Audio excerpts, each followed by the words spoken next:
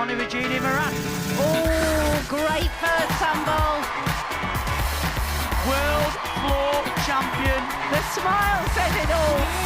Come on, Courtney.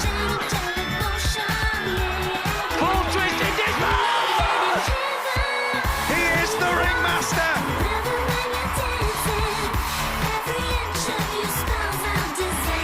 She's got gold.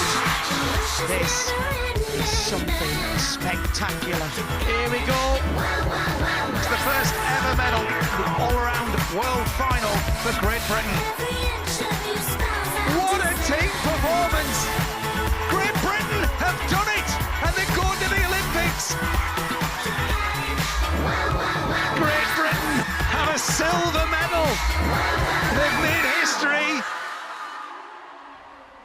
Wow, wow, wow, you've got to love this sport. Hello and welcome back to what has been an incredibly successful European Gymnastics Championships for the British team, picking up where they left off there at the World Championships. Now, so far, our men's and women's team have won a medal in every final, and the British women have won both golds on offer, the team and the all-around title yesterday when Jessica Gadarova was victorious. Now, today, it's the turn of the Apparatus specialists out in Turkey. For Great Britain, new lads Luke Whitehouse and Harry Hepworth are the British high flyers hoping to make an impact on floor. Becky Downey is back in the team, and a little later on the bars final will be in her hands. Also this afternoon, Courtney Tulloch is in with a strong chance of his 4th European rings medal. That will be around 1:10. And joining me in the studio are some fine specialists themselves, both world champions with a host of European medals between them. It's Beth Tweddle and Gianni Regini Moran. Welcome back to you. But it's going well, isn't it, this European Championships? We're having a fantastic time. Beth, team and all-around are dealt with. As I was saying there, it's the turn of the specialists today. And this is a real interesting mix, isn't it, of all-around gymnasts and gymnasts that have just chosen to focus on the one piece of apparatus. Yeah, so I think more on the women's side, you'll see more of the all-arounders competing in the apparatus. You will see some specialists coming in. For example, Becky Downey has only gone out there to do bars. Yeah. But on the men's side, we start to see a lot more specialists coming through and really shining on their piece of apparatus. Yeah, rings is one of those that we're going to see Courtney in a little bit later on this afternoon. But as far as the GB team are concerned, Harry Hepworth, Luke Whitehouse, new names. What can you tell us about them, Gianni? They're both incredible gymnasts. You know, they're new to the scene. This is their first European Championship, so it's going to be a great final, great experience for them. Yeah. They've done a few World Cups to kind of get that experience, but they've got fantastic routines. I mean, Luke Whitehouse is going to be, he is the first GB gymnast to do a triple backflip on the floor, so it's incredible. And they're both from Leeds, aren't they, where Niall Wilson hailed from? Definitely, you know, I think Niall left a great legacy and they're following in his footsteps, and hopefully they can achieve great things today. Yeah. Dolga Piat is out there as well, Olympic European champion. He's going to be tough to beat, but as we're saying here, men's floor is the first final this afternoon, and historically, Great Britain have landed great success on the 12-metre by 12-metre square. 78 from Great Britain, Neil Thomas. As crisp and clean as ever. Lots of difficulty. Superb performance from him. It's a bronze medal for Daniel Purvis. Here we go then. Such precise tumbling. Max Whitlock takes gold. That's beautiful. Blind landing and he nails it. Dan Purvis with a joint bronze. Well, this one is all about him. Christian Thomas, the men's European champion. Boy, he pulled something out of the rocker there. What a story for Max Whitlock. He's got a silver. Great Britain's Max Whitlock is the floor Olympic champion. Keep calm, keep this focus. Big triple twist to finish. Dominic Cunningham is the new men's European floor champion. Jake Jarman takes the bronze. World floor champion Gianni Regini Moran. First gymnast onto the floor final in this European Championships. Third in the all-round competition representing Ukraine, Ilya Kovtan. Not known as a floor specialist, but that's a wonderful start. Full twist into double front. He's a tall gymnast, he has to harness his power, and he does very nicely indeed. Double pike front in that second run. Oh, 3.5 twist. Very clean on all these landings. The gymnasts take the 10 most difficult moves they do and add their value together to give them a D score, a difficulty score. So it's important for every move to be difficult. Oh, and that was a little low, the front summing out of the 2.5, but he covered it well.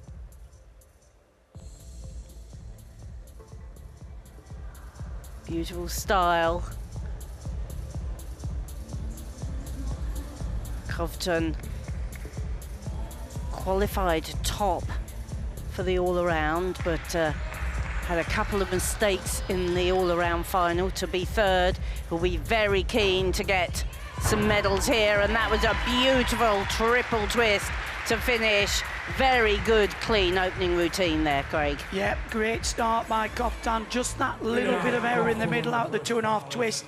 Punched a bit low into the front somersault. It won't get a deduction, but it will probably impact the start score.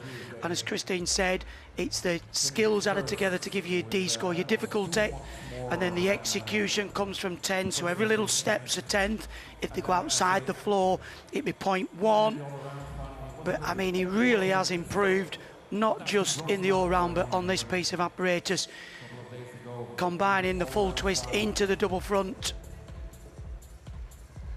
Qualified in 8th place, so a first for him into a European floor final. And again, third day of competition. I don't want to make excuses for some of these gymnasts, but he's starting to feel a little bit fatigued, I'm sure. Good landing there, the 2.5. Gymnasts have to perform non-acrobatic elements, so it's not just about tumbling. There you can see the flares, often seen on the pommel horse, up into handstand.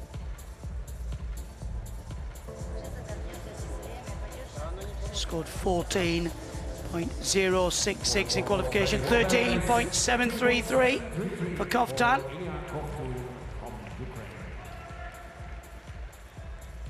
Second gymnast up for Great Britain, gymnast from Leeds, Harry Hepworth.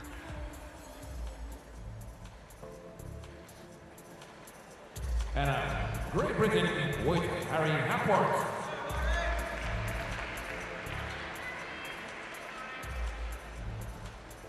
Qualified in the top spot. Oh, big opening tumble from the round off, wraps in, multiple twist, double somersault. Huge full twist into immediate double pike front somersault. Try and stay inside the floor, it's 12 metres square. And again, another huge tumble, double twist into a double front somersault. Just a couple of steps back for adjustment. First major championships for Harry. Again, a lot of experience on the World Cup circuit. And real success. Lovely 2.5 twist, drifts into the straight front somersault.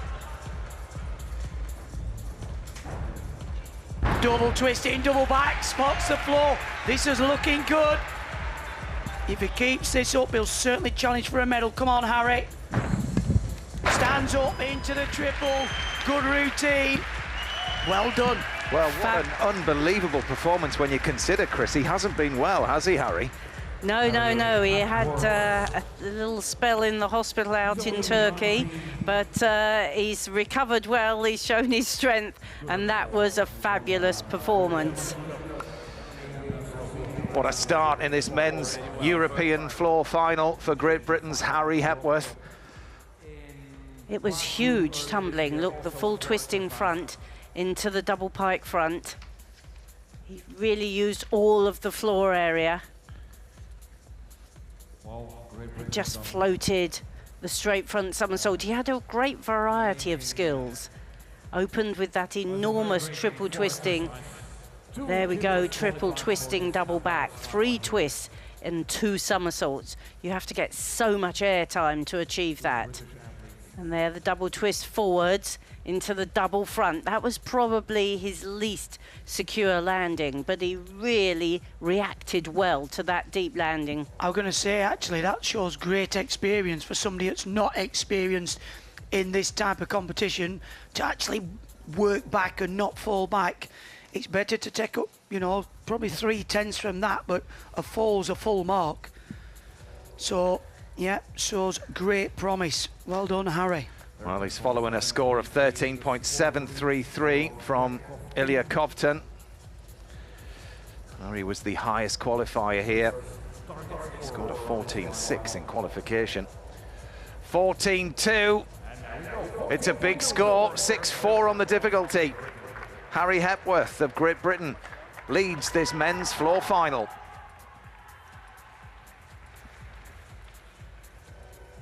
Milan Ozini of Germany next to go. And now Germany with Milan Hosseini. Ozini was the 4th highest qualifier, and he scored a 14.266. A little bit higher than what Harry's just posted there in this final.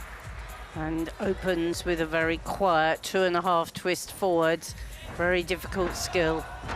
Oh, classy gymnast. Very slight,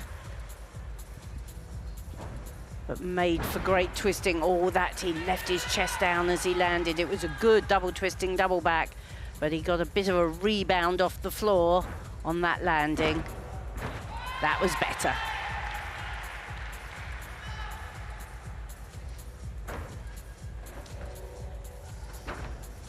Just a simple dive roll, but sometimes the simple moves can be done excellently and be very impressive.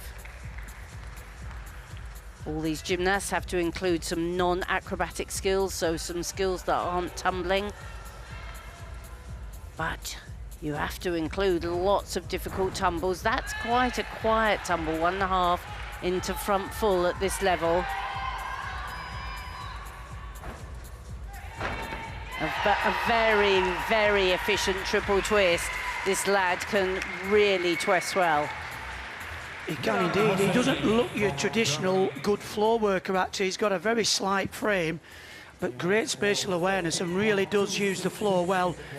Just that pass where they did the double twisting, double back, and we've talked about getting a kickback from the floor. If the shoulders are slightly forward and chest down, you do get this awful rebound, Matt, don't you? Absolutely.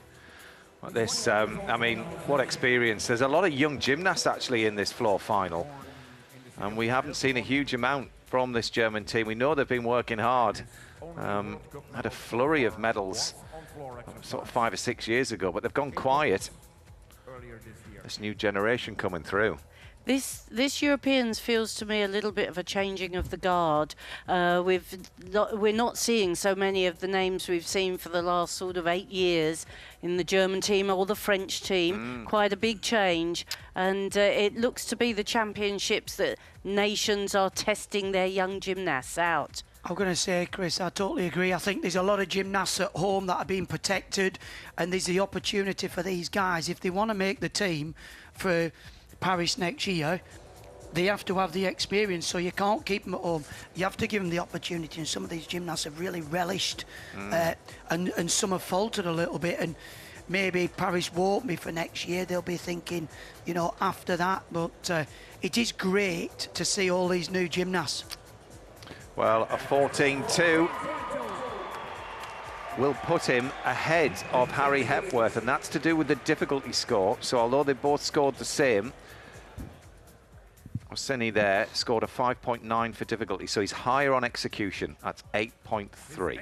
So Ozini leads Hepworth, Kovtun in 3rd. Next up, Great Britain's Luke Whitehouse. Brace yourselves. If you like to count somersaults, this is your man.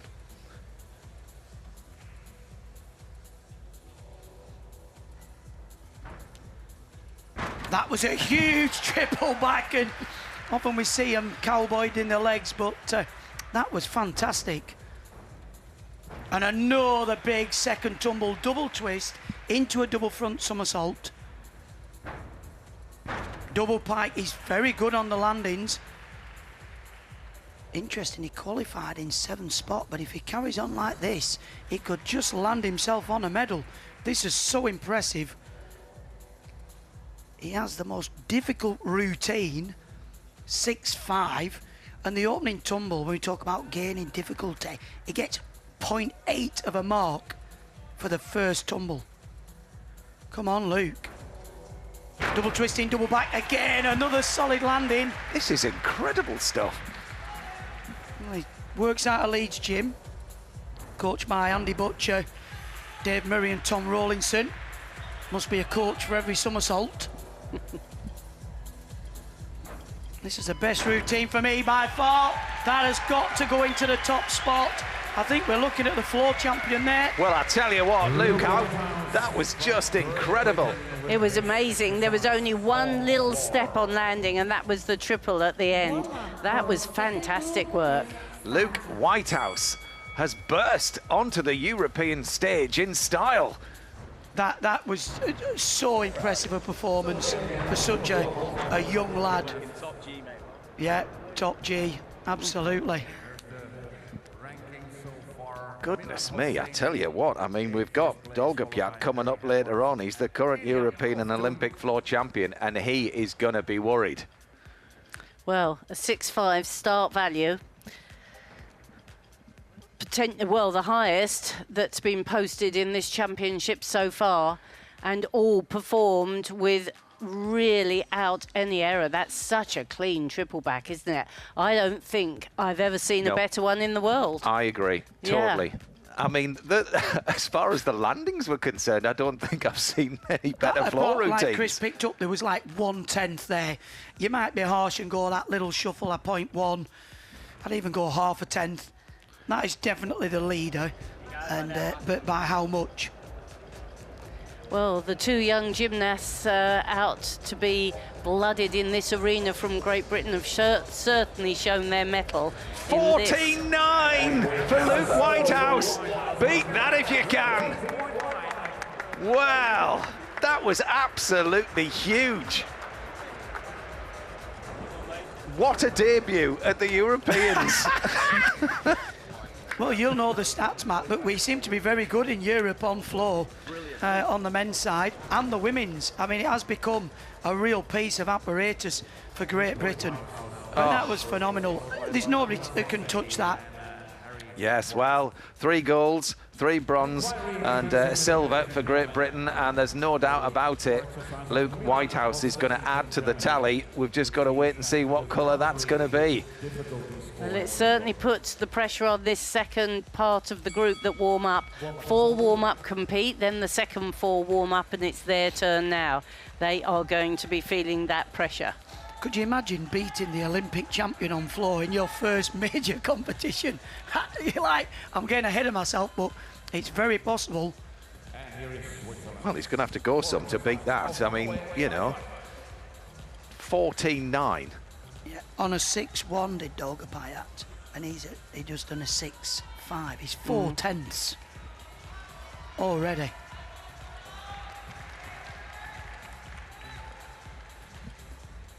Noah Seifert is the next gymnast to go in this men's European floor final. Oh, but that was very nice work as well. Flared out of the twisting somersault into the double front. Oh, but that he undercooked. And that, however briefly he sat down, was a sit down, and it's 1 mark deduction. So this gymnast is very unlikely to figure in the medals. But he is very excellent form. Legs, you know, a lot of gymnasts split their legs when they twist. He's so clean and precise.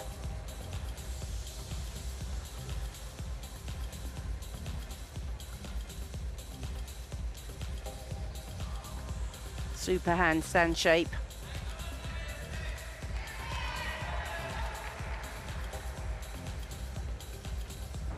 So no deductions for form on that tumble, no deductions for landing.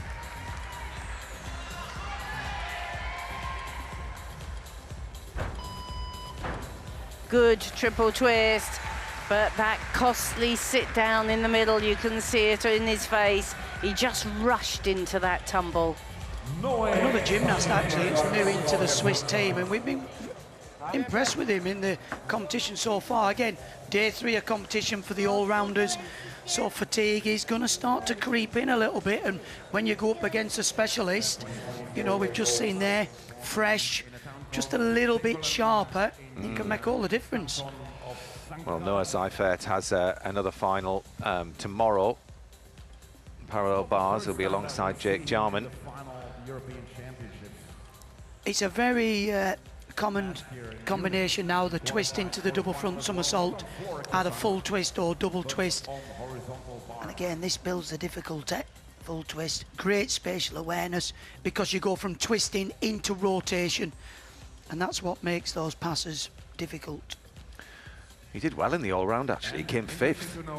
Yeah, as I said, he's really impressed us, this gymnast. And again, you're talking the slightest margin there, just opening out a little bit too soon. But I think it's quite a valid comment in that he worked all round and was 5th, whereas your specialist like Luke Whitehouse was rested. He hasn't worked for 3 or 4 days, and he came out looking rested, didn't he? Well, Noah Seifert scores a 12.8 after that sit down on floor.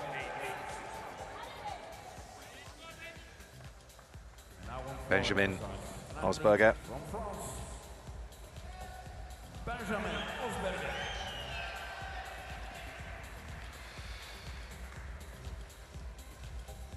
Osberger, 21 years old. Another one of the new faces to a floor final. Oh, that was a nice start, 2.5 twist. You can see gymnasts now not opting for the going down the diagonal start. They might go down the side, but that was a very clean double twisting, double back. Oh, he did well there, a little bit low, a little hot there, so he'll pick up a 10th, but the first 2 are very clean. The Russian Wendy circle, often see that on the pommel horse. One of the non-acrobatic elements, one of the requirements. Gymnasts have 4 requirements on each piece of apparatus, one of them being a D dismount. And that was well round double twist. Very stylish, this gymnast. Double twist into the top full. So we see some of the top gymnasts double twist will do a double front somersault. So obviously the more somersaults will increase the difficulty. But this will score well on the execution. To me, I don't think it's right up there on the difficulty, but very well performed. I think there's a good chance of maybe a medal.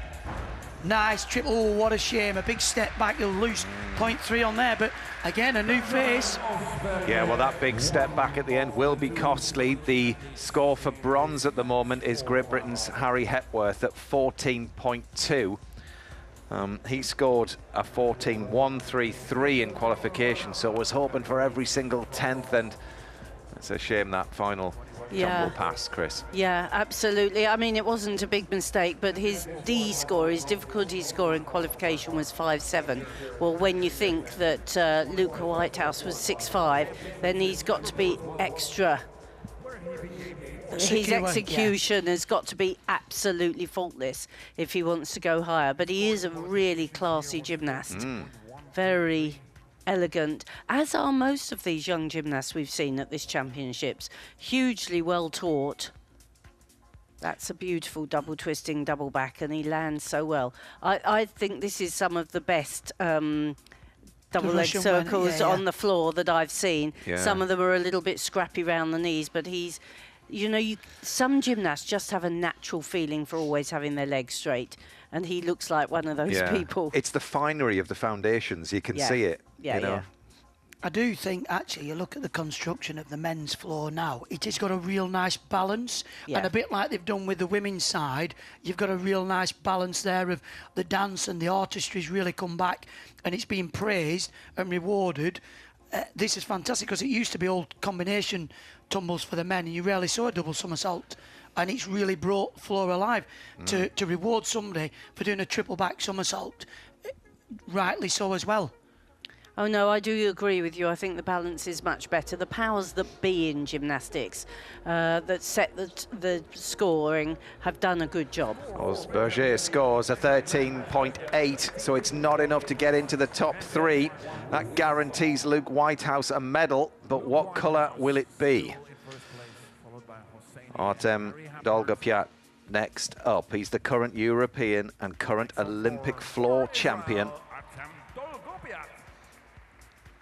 And interestingly, he pulled out of the all-around competition in order to focus on this final. The pressure will be on. Score to beat, 14.9 from Great Britain's Luke Whitehouse.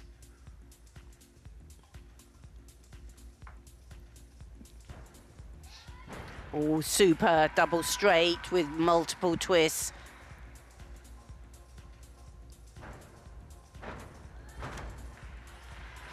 Wonderful landing. But it was just a double twist into a straight front, not into a double front, which we've seen from others. Oh, but that was fabulous, wasn't it? 2.5 twist into double front. It didn't travel at all.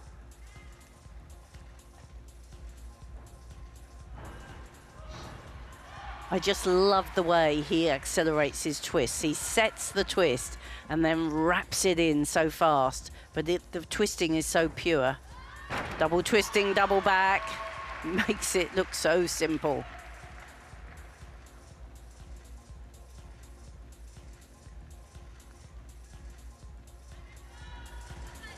Control on the non-acrobatic work.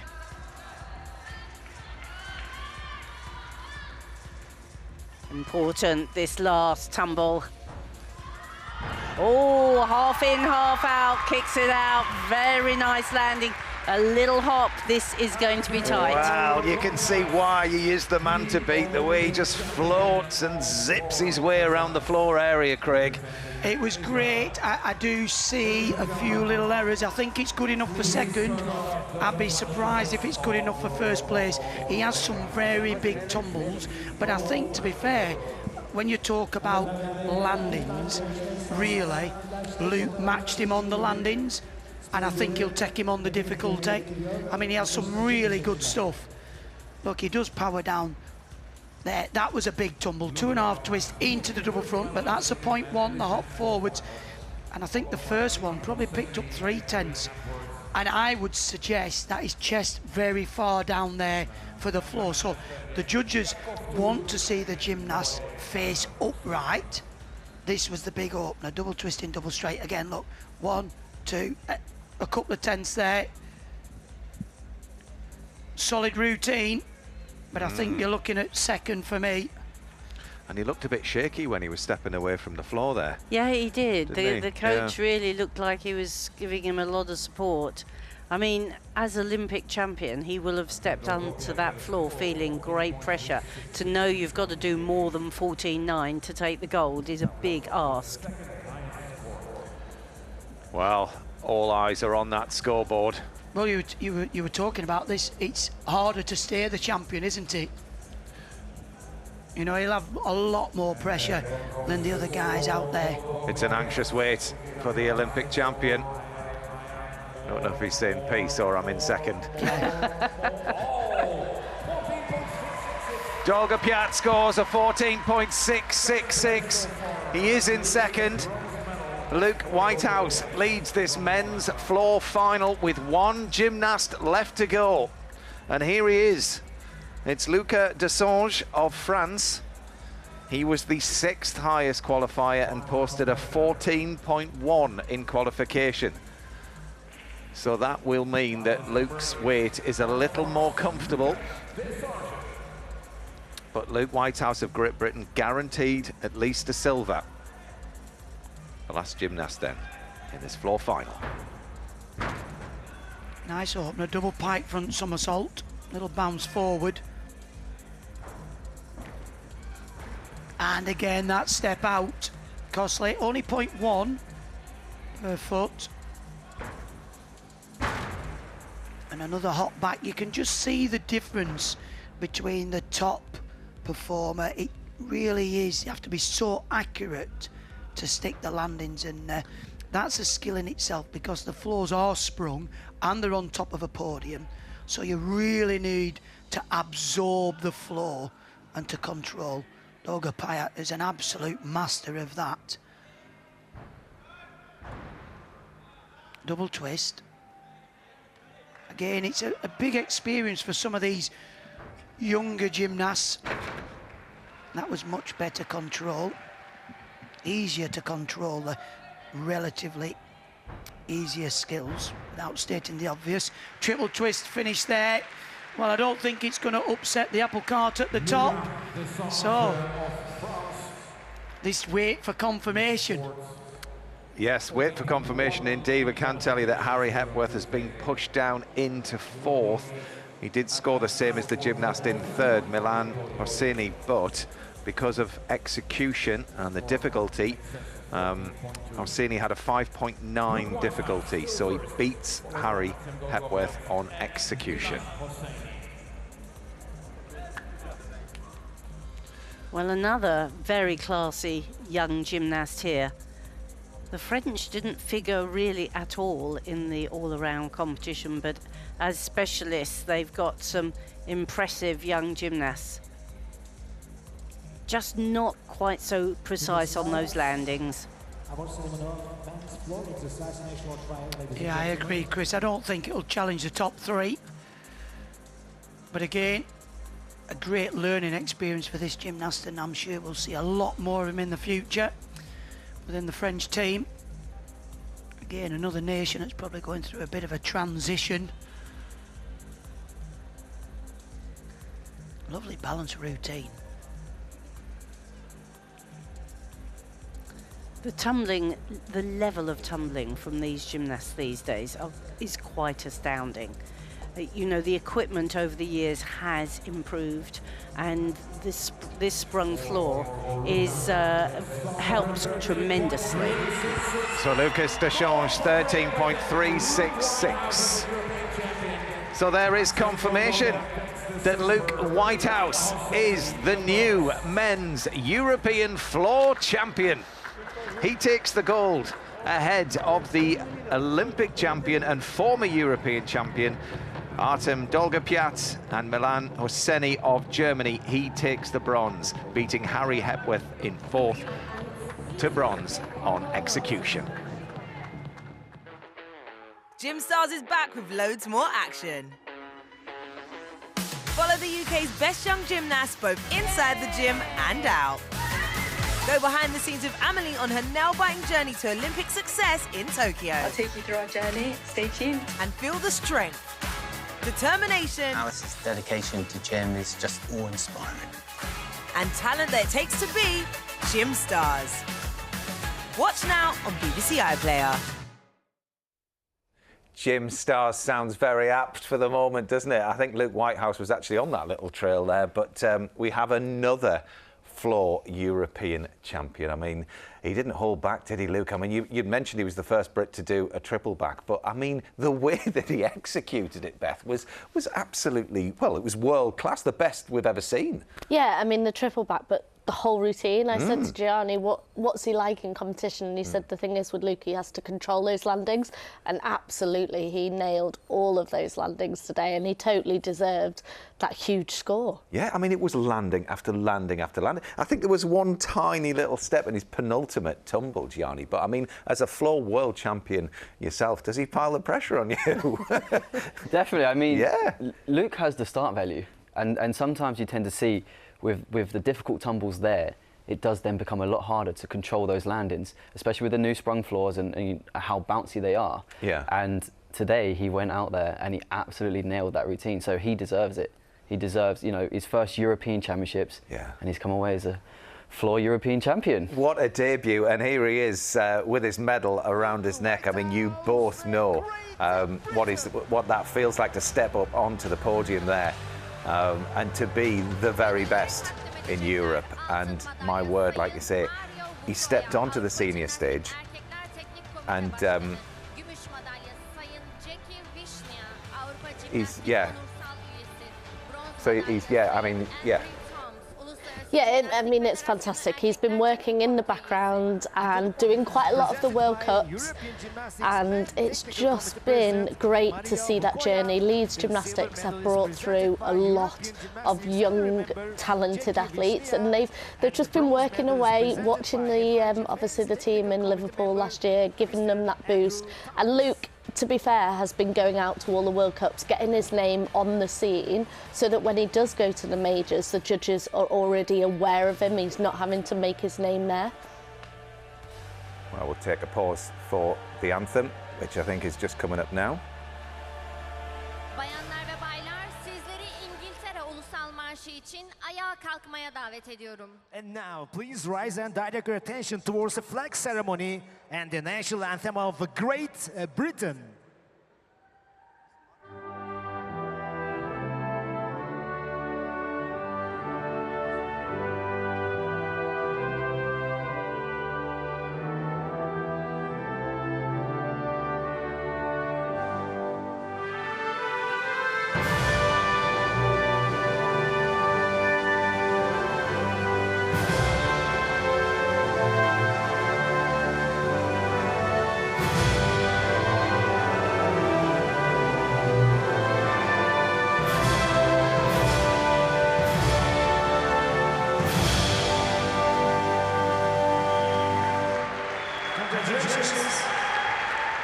Tüm sporcuları tebrik ediyoruz.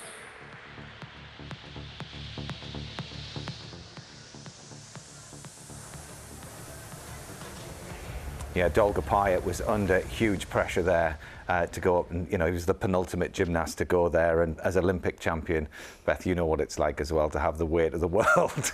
Yeah, it's always harder to chase the champion than to be the champion, and to be honest, we were discussing it. We're not sure whether he's nursing an injury. When he came off, he did look shaky. Yeah, and his difficulty is down. We've seen him performing a lot better. But full credit to Luke and to Harry. I personally was really impressed with Harry's routine. Harry hasn't been well, and he comes out and then finishes fourth. And actually, it was the same score as the gymnast that finished in third, but he was beaten on execution. Yeah, I mean, I thought Harry done a fantastic performance, and I do think he was a little bit unlucky not to get the bronze medal. But like we say, he has been unwell over the past few days, and the fact that he's out there performing alone is more than enough. So I think I take my hat off to Harry. Yeah, sure. Well, the men's pommel horse and the women's vault will be taking place very shortly, but without Great Britain's Max Whitlock. For the 3 times Olympic, world and 4 times European champion, this Europeans was meant to be Max's first international back after his long break, but due to a minor injury, he's pulled out. What do you know of Max's situation, Gianni? Anything? I've not really been around the camps. Obviously, I've heard a little bit that he's got a sore back, and I think for Max it's about protecting himself. Yes. Longer term, we do know that he does want to go for Paris. He wants to go and try and win another Olympic medal again. And it'll be looking at the bigger picture. It'll resting up now and going for the World Championships, and then hopefully onto Paris Olympic Games. Yeah, it's about protecting, isn't it, that comeback? Because obviously Bethy's had this long break, so he just wants to make sure he's absolutely right. Absolutely, when you've had that long break, and also you've got to start training smart. You've got to understand he is very aware of his body. He knows what is right, what's wrong. So he will have made that decision with his personal coach. And sometimes it's better to take that break, sit back, and then obviously come back ready for the World Championships. Yeah, well, Ireland's Rhys McClenaghan is the highest qualifier. He won the European title back in 2018, and as I say, he's the current world champion now, highest qualifier. He's looking absolutely right. He's on song. So how much of a stepping stone do you think this will be for his plans for the Olympics, and how important is it for him to get this title today?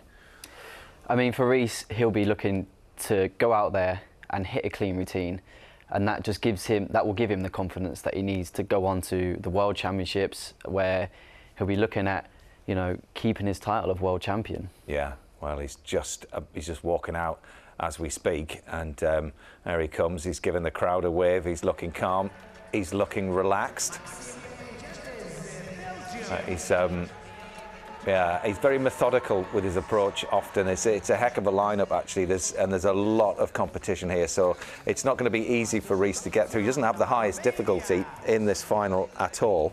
But as well as the pommel horse final, we're also going to be running the women's vault at the same time. And Gianni, as a European bronze medalist yourself, you know what prep's like for a vault final. And I mean, it's one of these finals, isn't it? It's just over so quickly. How do you prepare for it? Because I mean, like I say, it's over in a shot.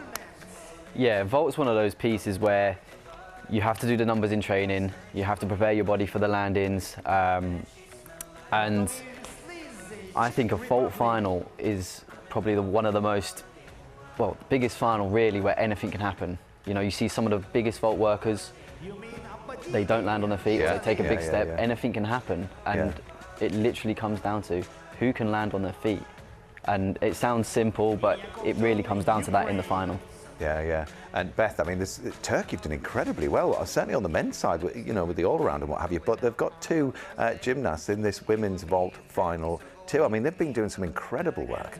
Yeah, you can see that a lot of work has been going on behind the scenes. Obviously, the men's team have been gradually coming up through the ranks over the past few years, and then that helps. That provides the role models for the younger generation coming through, both on the women's side and the men's side. So it gives that opportunity on the women's vault. Obviously, they've got to show two different vaults, and some gymnasts choose just to focus solely on the all-around, and they don't ever work a second vault. So sometimes people go, this is my opportunity to make a final, let's get two vaults together and I can get through into that vault final. But it's incredibly difficult to get those two different vaults with the difficulty needed to make that final. And when you say different vaults, Gianni, it's kind of like a different entry onto the springboard. That's what you're aiming for. Yeah, I mean, I'm not too sure what it's like for the girls' code, but I know for the men's, you have to normally do kind of, you know, forwards and backwards, or you know, a different sort of entry. You can't do the same sort of entry in the same landing. You have to have two different vaults, and that's why with the men you'll see normally kind of a double front somersault vault and a twisting vault. But for the women's, you'll see a Yuchenko and maybe a handspring vault. The women, and the key is that block, isn't it? The key is to transfer all that power from your run up, bang, into that block and to get the height. Absolutely, it's about, you know, having a nice controlled run up, but impacting the vault and getting enough block to get the height that you need to then, you know, obviously have the landing that you want. So yes, yeah. And these gymnasts will have warmed up in the training gym at the side of the arena, so they'll be coming in and pretty much going straight for it. Yeah, so they've actually just recently last year changed the rules back again. They used to just warm up in the main arena, then you would have time in the back gym, and then you would just have to march out and go straight away. But obviously for the safety of the athletes, they've reintroduced the warm-up. So the first four gymnasts will get for vault, it's 2 touches. For the other apparatus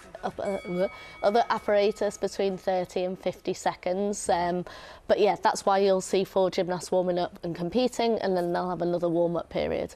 Okay, well, you can see the start list there of the men's pommel horse final. Just a quick one, Gianni. What makes the perfect pommel horse routine in your eyes? Well, for me, it's just about staying on. It's a very shaky piece. I mean, staying on, and you'll probably get a score that you want. Yeah. But this is an incredible final. I think it will be. I think Netherlands could challenge. Yes, I do too. You know, I think it's going to be an exciting final. Yeah, and Beth, you looking forward to this women's vault final? Yeah, I think Colleen from France, she's definitely the one to watch. But the Lisa from Belgium, she's going to be hot on her heels. They've both got 2 incredible first vaults, and then it's down to that second vault.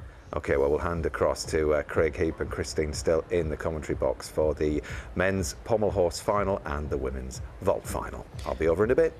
Thanks, Matt. Yes, we can just see the gymnasts warming up, making their final preparations. 2 pieces of apparatus going at the same time.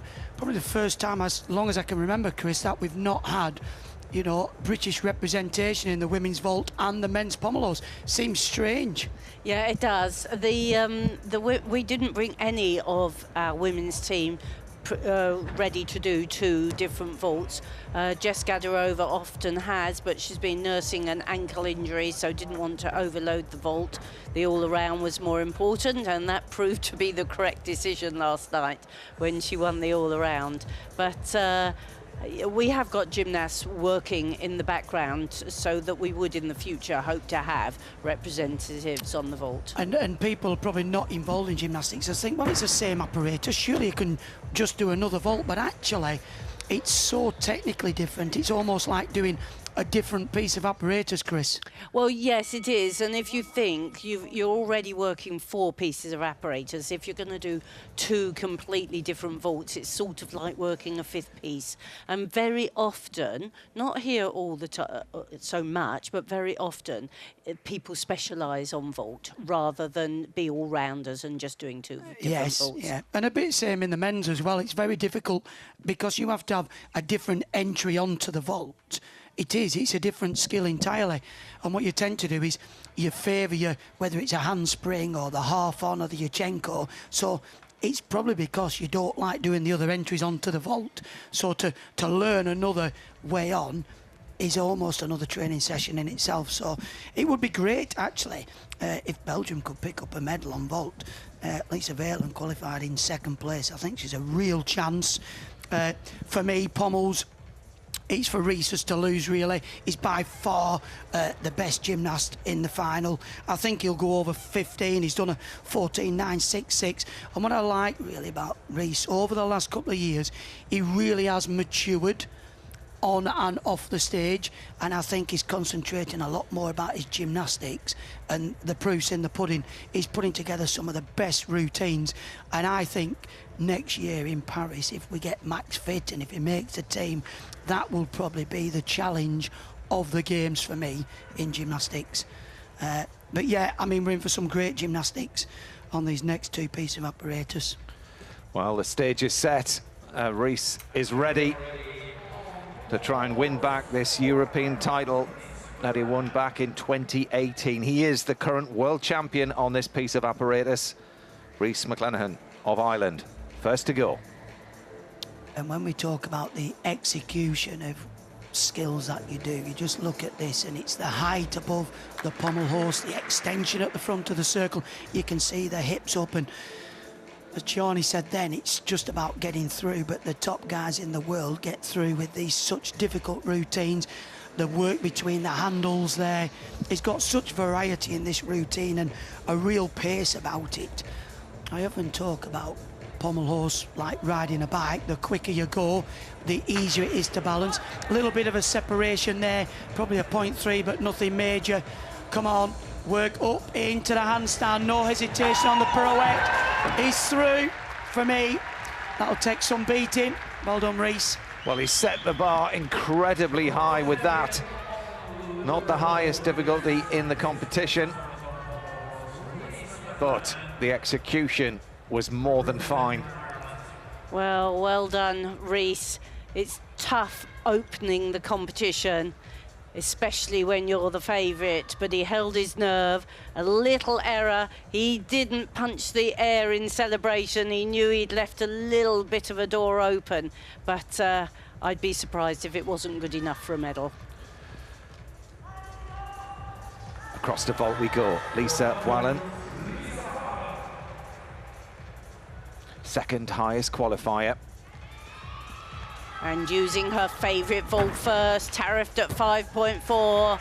Very good handspring, straight front with 1.5 twists. She's had a heavy programme. We were watching her last night competing all around and doing absolutely superbly. Yeah, testament to the quality of athlete that she is.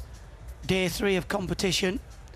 Again, not just as fresh as some of the specialists, but that's a really good vault. 0.1 there for stepping out the landing zone. It will score well. Yeah, probably not quite as flighty as we saw in the all-around, looking just a little bit more tired, but she's got very solid technique. You can see she lifts up, snaps in, and then the 1.5 twist. The fairly big deduction for the landing. The chest was pointing to the floor. To not have a deduction, your chest needs to be pointing to the platform. Yeah. Little signs of fatigue. Well, she'll get another vault, and the average will be taken. Belgium have a bronze as far as the tally is concerned. Yeah. They were very impressive. The two gymnasts in the individual all-around yesterday really worked well. And when you think that they're here without their top gymnast, Nina Derwell, who's the Olympic champion on bars, she's got a bit of an injury and they decided to rest her from this Europeans. Add her into the mix with these gymnasts and Belgium are going to be a force. Well, 14.033 for vault number 1.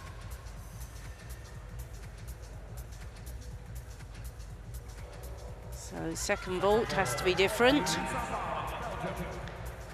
And she used a vault with a tariff of 4.4, 1 mark less.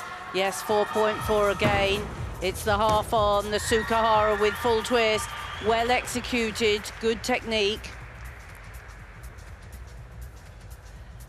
But obviously with a tariff of 1 mark less, the total score is likely to be at least 1 mark less than her first score. Yeah, it's always difficult to have 2 high-scoring vaults. Tend to do the more difficult vault first. So you can see the different entry onto the vaulting table there. First one was a handspring face forward. Second was the half on. So Reese McClenaghan starts the pommel final with a 14.666. It's going to be close. Now, there are gymnasts in this final that can certainly challenge that. Maxim Gentes is next up. 28 years old. He's got a 6.2 difficulty.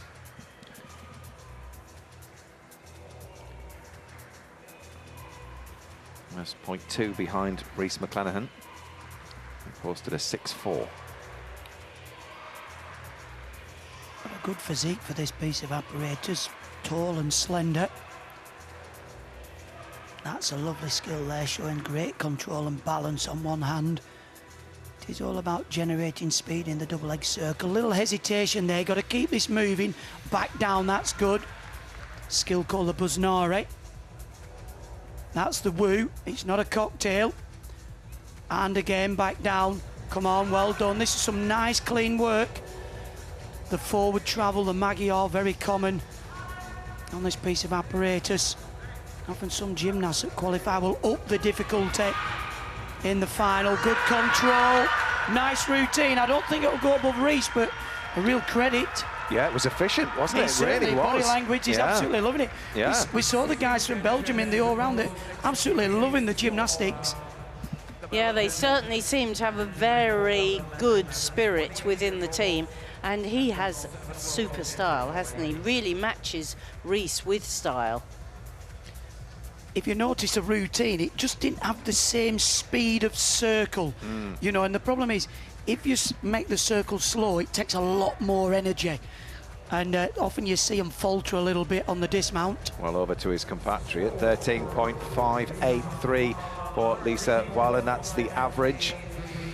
So that's the score for all of the women vaulters to follow. Billinger Turan of Turkey now. Turan, 18 years old. What a moment for her, though, to be competing at the Euros in front of a home crowd. Certainly is, and she starts with the full twist. Yashenko, very popular vault and very nicely executed. We didn't see any Turkish gymnasts in the women's all-around final, so this is our first view, but that was classy work. Yeah, great to see the home nation being represented in this final.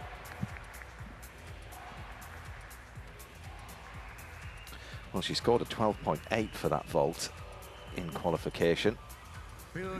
I would have thought it might be a little bit higher than that. She opts for the Yashenko. You see the round off onto the springboard backflip on. Great angle this. What's really nice for me about the twist is she doesn't twist off the top. You can see there, she blocks the somersault, drops the shoulder, initiate the turn, and if you do that, you're less likely to go off to one side. You'll see some of the gymnasts, if they turn a little bit early, it pulls them to one side. Technically, that is as good a twisting technique as you'll see. And she was extremely straight. She landed on the red line down the middle, and there's a judge at the end just checking whether they do land on that red line or not. Well, 13, yes, so slightly higher than what she scored in qualification. Awarded the 4.2 for difficulty. The second vault here potentially maybe slightly easier. She went for a 4 in qualification.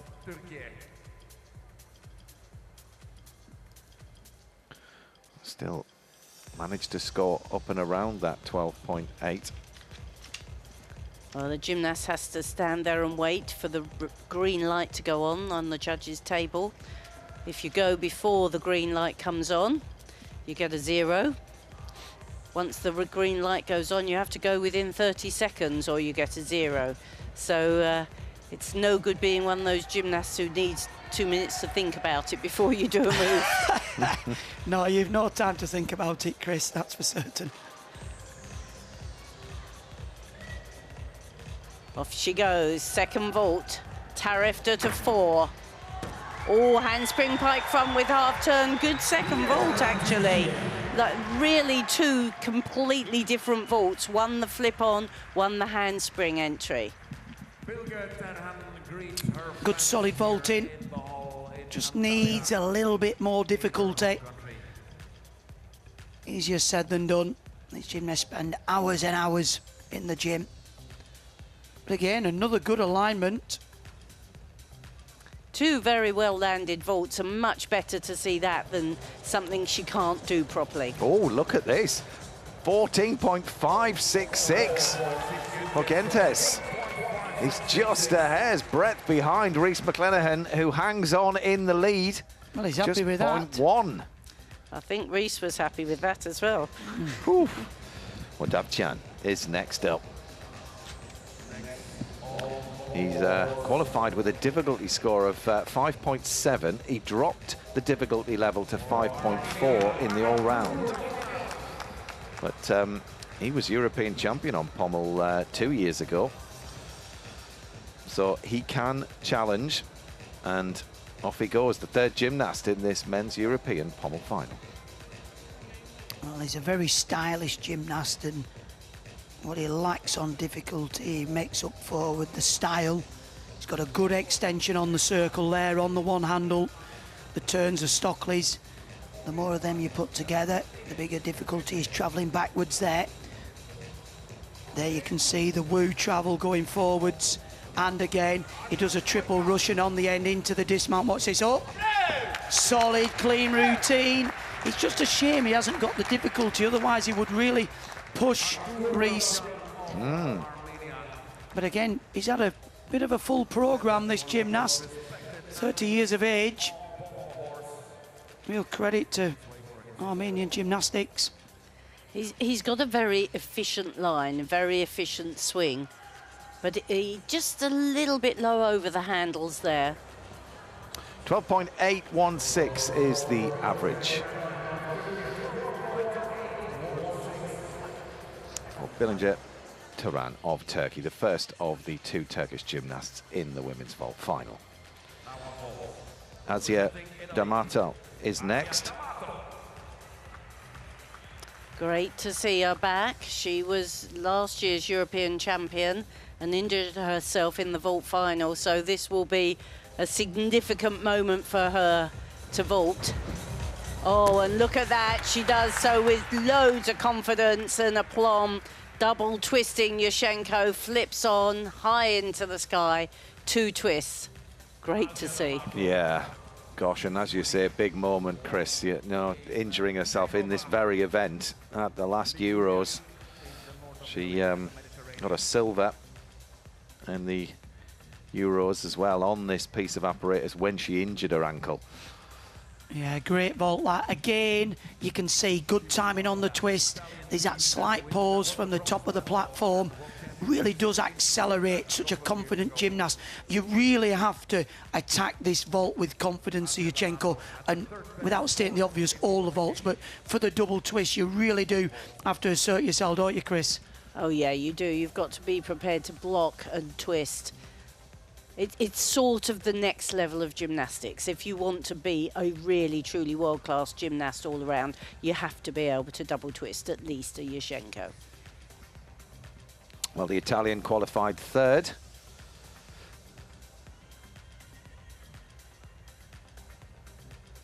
Already has a team silver to her name. Saw her twin sister perform yesterday so well in the all-around competition. Here's the D'Amato vault number 1.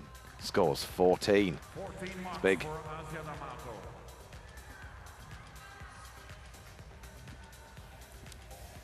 Second vault, Asia D'Amato, Italy. Another big vault here. Needs to land it clearly. She half turns on. Oh, and that's a beautiful vault, although she was offline, and you can see not very happy with herself. She makes the round off in front of the board and then half turn. So as she flips on, she makes the half turn. It's quite a complicated vault, this, and easy to be offline. You see here comes the round off, and then she turns on, but she doesn't quite get cleanly round. I love her shape in the air, however. I'm going to say, I think she's been a bit harsh on herself there, thinking where she came from last year. Dabchan, 14.266. He goes into third, so Rhys McClenaghan hangs on for now.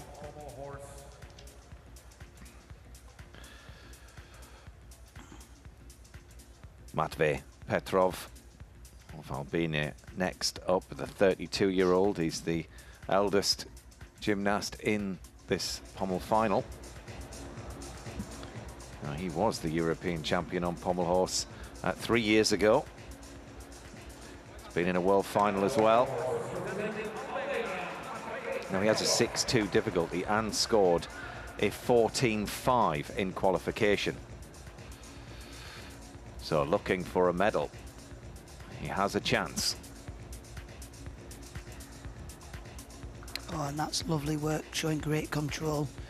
It's a piece of apparatus where they've really got to swing. He's got good extension, had to pull his hips back a bit there, but recovered well. They're working on the one handle. It is so difficult to balance up into the handstand. He'll come back down. Oh! And I was going to say, you need to keep the swing going, the momentum in the pirouette, because when you come back down into the circle, you cannot use strength. And I think he was just trying to control it a little bit too much. What a shame. Yeah, I'm going to say, because it was looking good. Poor lad. Oh, you could see how far away his centre of gravity was from his support, couldn't you? There was no way of holding that back. So back onto the pommels, into the flares. That's the spindle. Always look impressive, the flares. Look at the good leg separation, the forward travel, the Magyar, and again backwards in the Chavado. This is lovely pommel work. Such a shame. Up into the handstand, the pirouette. Well, a story of what could have been, because some very nice original pommel work. Yeah, I liked that routine, its pace and fluency a lot. Yeah, good effort. What a shame. 32 years old. Can he be back at 33? Yes. I'm sure, yes. Lovely style on those flares. And when the legs are meant to be together, they're absolutely locked. Asia D'Amato goes into the lead with an average of 13.6. I think you were right. She was hard on herself there. It wasn't so terrible. And a better combined score than qualification. Yeah, so 13.6 leads ahead of 13.583, which is Lisa Wallen's score. On we go with Casimil Rasmussen.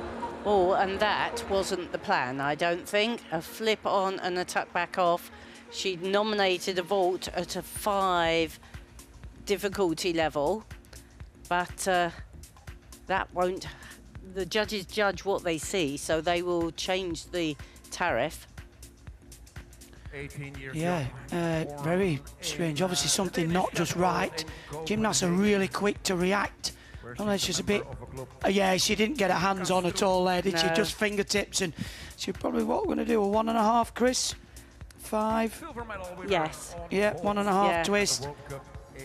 So again, I mean, the reactions to make that adjustment. Because she was right at the front as well, wasn't she? Yes, yeah, you're right. She was too high on. And it can be very dangerous to not get enough rotation off the top. And qualified in 4th place, so actually, real chance of a potential medal there. 18 years old. What a shame. Put this one down to experience. She'll go again. But she does the planned second vault. She doesn't do that vault again, or I don't expect her to. There was a time when the judges deducted a mark for doing the wrong vault if you've nominated one, but now they just judge what they see. Obviously, it'll be a lot lower tariff. It was basically a Tuchchenko. I mean, luckily she got her fingers to the vault. Yep. So a difficulty of 3 instead of 5. 11.533 for that first vault. Second vault now for Camille Rasmussen of Denmark.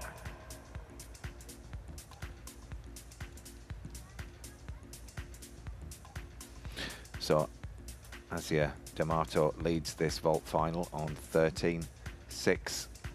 Lisa Wallen, 13.583. Just hair's breadth behind.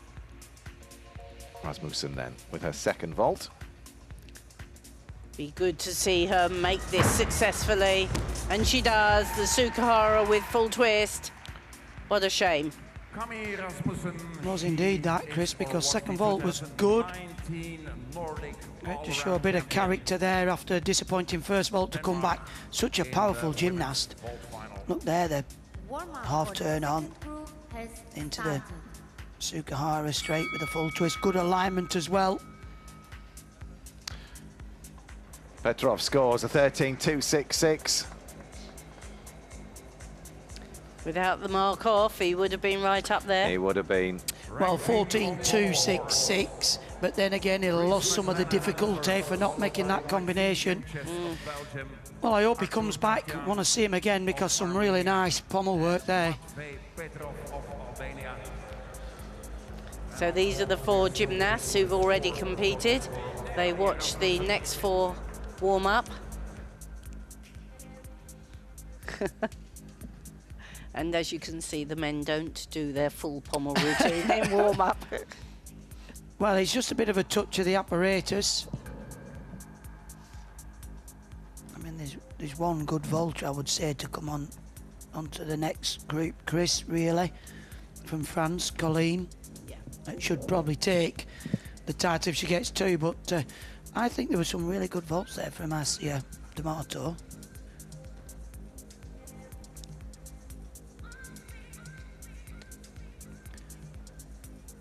And then one gymnast who could potentially challenge Reese for the top spot. The Dutch guy, Loan de Monk. 12.249 is the average for Rasmussen. What a shame. But at 18 years old, a good lesson, Chris. Yeah, and Denmark, you know, they haven't got many finalists. Great for her to have made the European final. She no doubt will have come with that as her aim. You can see Koftan. This is such a difficult piece of apparatus for sapping strength.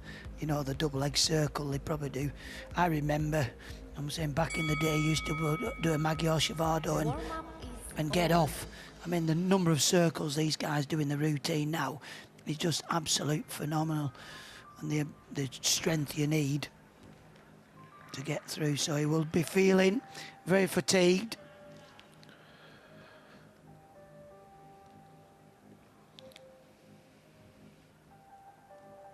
There's your current leader on pommel horse, Rhys McClenaghan.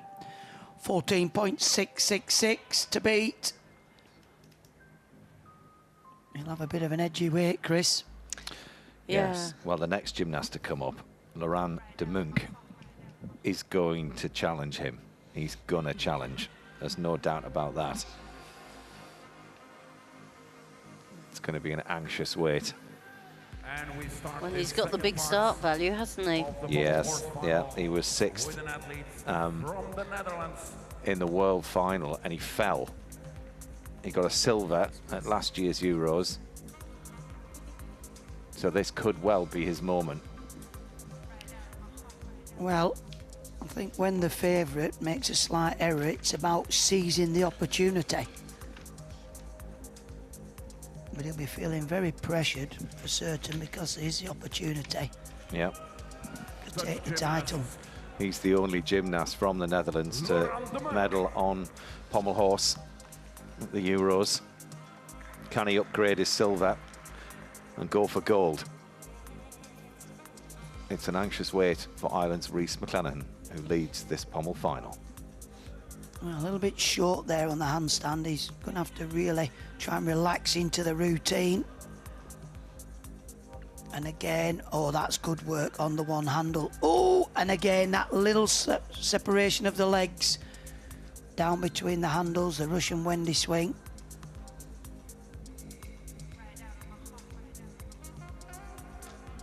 Not just the same extension as Rhys, but that was good work. He's building in confidence, and again another little separation. The forward travel, the Magyar, he'll come backwards, and the Javado up into the handstand with the pirouette. Well, for me, it had a few errors. It won't be good enough, I don't think, to go above Rhys, but another good routine. Should medal. It didn't feel as sharp, did it, Chris? No, it didn't. And like you said, Craig, there were a couple of errors. Leg split. It didn't quite have the fluency, did it? But he's a good pommel worker. He might sneak into the medals. Yeah, I think he might, just because of that huge start, difficulty 6-5. We'll have to wait and see. Ceren Biner, 8th highest qualifier and the second of the Turkish gymnasts. And nicely flighted, full twisting, Yushchenko. Beautiful straight body. Lovely and tight in the legs. They've done a great job, Turkey, putting 2 gymnasts into the vault final, because they're not a country on the women's side so highly ranked. Yeah, we often associate Turkish gymnastics, the men's side, so it is absolutely fantastic to see the women pushing through into these finals. Clean, precise work as well. It is the piece if you want to make a bit of a name for yourself. Like, you know, obviously Turkey are hosting this championships, and they will have said, we'd like some gymnasts, some female gymnasts in our finals. Where's the best opportunity to make finals? And vault is definitely has that opportunity. Yeah, certainly with the 2 vaults, because again, a lot of the top gymnasts all around will only do the 1 vault. So you're right, there's a lot of strategy goes into some of this, you know, the format for the competition. There's the score for Ceren Biner, 13.066. Vault number 1. Time for the second vault of Ceren Biner, Turkey. So again, has to be different. Just a 3-8 this time. Or in the tuck position from the half on, not from the round off. So the tuck shape doesn't carry such a good difficulty score as the straight. The body travels a little slower in the straight position, so it's a higher tariff. The half turned on from the board. Tuck, very nice and neat again though, legs locked together. Yeah, good alignment as well. And enjoying the moment, home crowd. Absolutely. Let's see if we have a score on Pommel Horse. Yes, indeed. Well, De Monk scores 14-2-6-6. No fooling the judges. No. You know, I mean, some deductions are hard to see, but they were pretty obvious there. The leg separations. Had an opportunity, let it slip. Radomir Sliš next for Czech Republic. He's 23 years old. He scored a 14.33 in qualification. Oh, and he should have gone back into the handle there, so he'd be down on the difficulty, but he's recovered well. Another gymnast that's got a good extension of the double leg circle. Physique suited to this piece of apparatus. Long levers, long lines. There, the travel, the Wu. He'll go forward, the Magyar. And backwards, great to see the Czech Republic represented here in this pommel final. He's going for the Wendy on the end into the dismount. Nice routine. I think he might just struggle a little bit on the difficulty. Well, he's through. Yeah, he's through. Reese McLennan leads 14.66. Gentes of Belgium currently in second at 14.566, and then Davtjan in third, 14.266.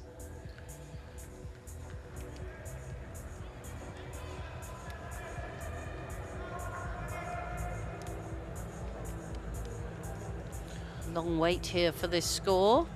And there's the score of Jeren Binna is in. 12.766. D'Amato still in first place. 12.766.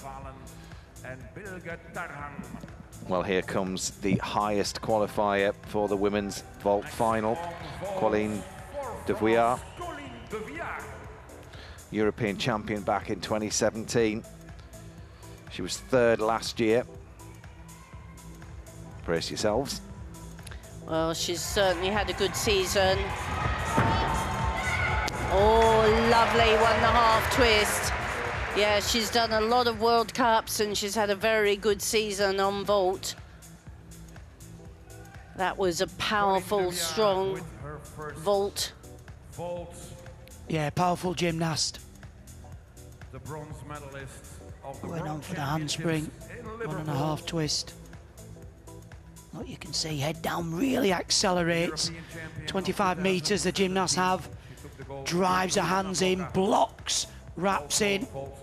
1.5 twist. Plenty of time to open out the arms, stop the twisting movement, spot the ground, chest up. She really does run like a long jumper, doesn't she? Yeah. You know, pounds along that runway. The theory on coaching vault is that your gymnast wants to be running at about 70% of their maximum down the runway. But I think she was a bit higher than 70% of her maximum there. Well, interesting, you talk about athletics. She has a very traditional sprinter start. Yes. Head down. Yeah. And then you come up. And you don't see many actually, so I wonder if they have done sprint training. Oh, I think probably so. I mean, it is slightly different if you're going to do the Yushchenko vault, because if you're travelling too fast, you can't convert into the round-off. But this forward vaulting like she does. De Vuillard, point number 1, 14.3. It's big, it's going well. It's looking on for a European title here. Well, she needs to match it with the second vault.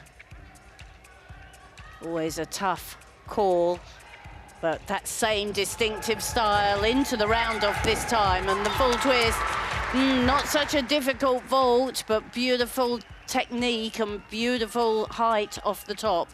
It's going to be close, I think. I agree, Chris, and actually for a vault final, a full twist is quite a safe second vault. I mean, great execution in the air. You know, that one step back, point 1. Well, 13.6 is the target. fifth. And there's a For score on Slish, pommel horse, 13.6. of the Czech Republic. Reese McClanahan will be the first See down on his start value, 5'6". Yeah, he's in fifth, so McClanahan leads. Gentes second, Davchan third. On we go then with Yumin Abadini. Breaks into some nice flare work outside of the handles, the spindle. This is really nice work. Good clearance of the horse. Travel with the spindle in the flare and again backwards. You used to get a bonus for doing it in flare, but then the judges put it back down. It's the same now as the double leg circle. Little bit of a strength into the dismount, but good solid routine. Will it be good enough to push for a medal? Needs 14.266. Which is what he scored in qualification.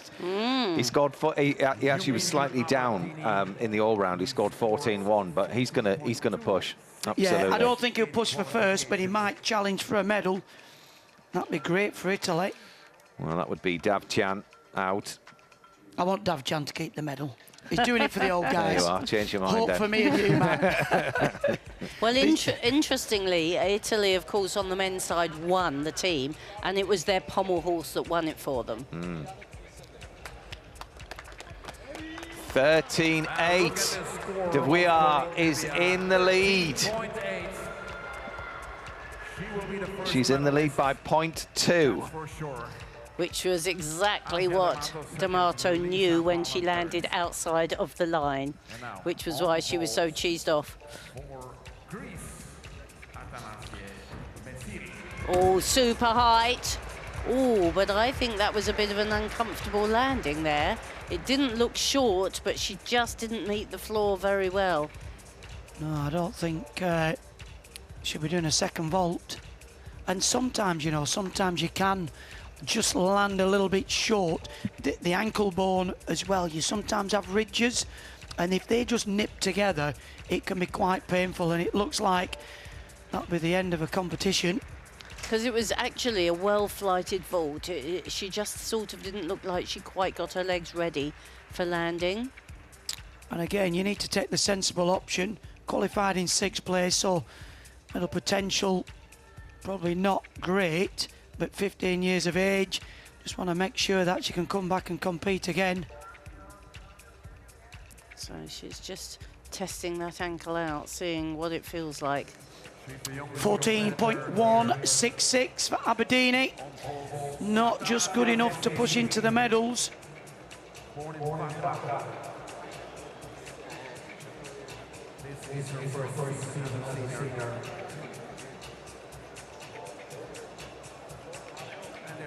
We should be going back to the vault for the second vault.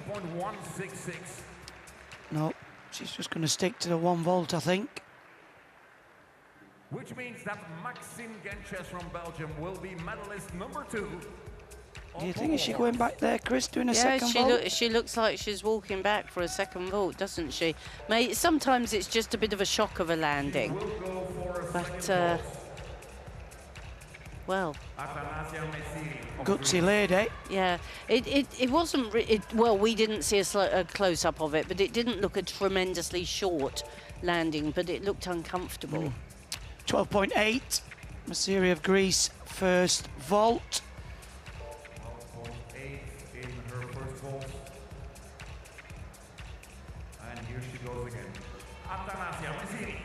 So second vault, Athanasia Masiri of Greece.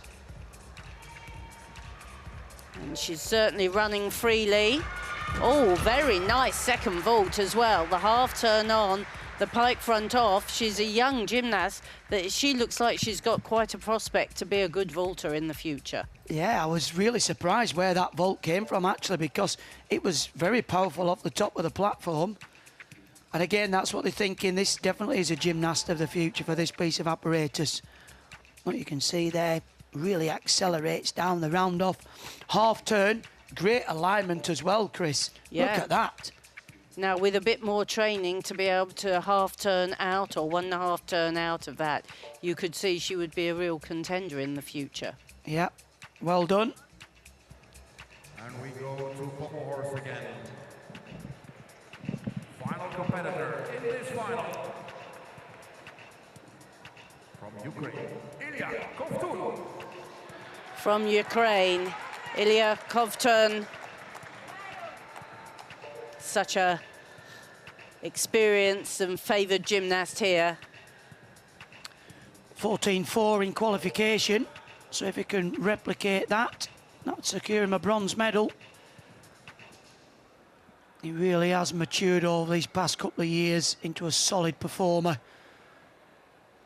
A real all-rounder. Just a little bit of a separation there. That's good work. Got to keep the driving of the heels. Come on, well done. Lovely difficult work. Travel down the horse and again. Triple Russian circle on the end. Come on, up into the handstand. Pirouette, dismount. Good routine, Kovtun. I really hope that's good enough for a medal, Chris. Lovely to see from Kovtun. Obviously, he's not being able to train in his home country. He and his coach, believe, are training in Croatia, living away from home. And we've seen him compete at most of the World Cup events over this last couple of years. And like you say, Craig, we've seen him on the public stage really mature as a gymnast.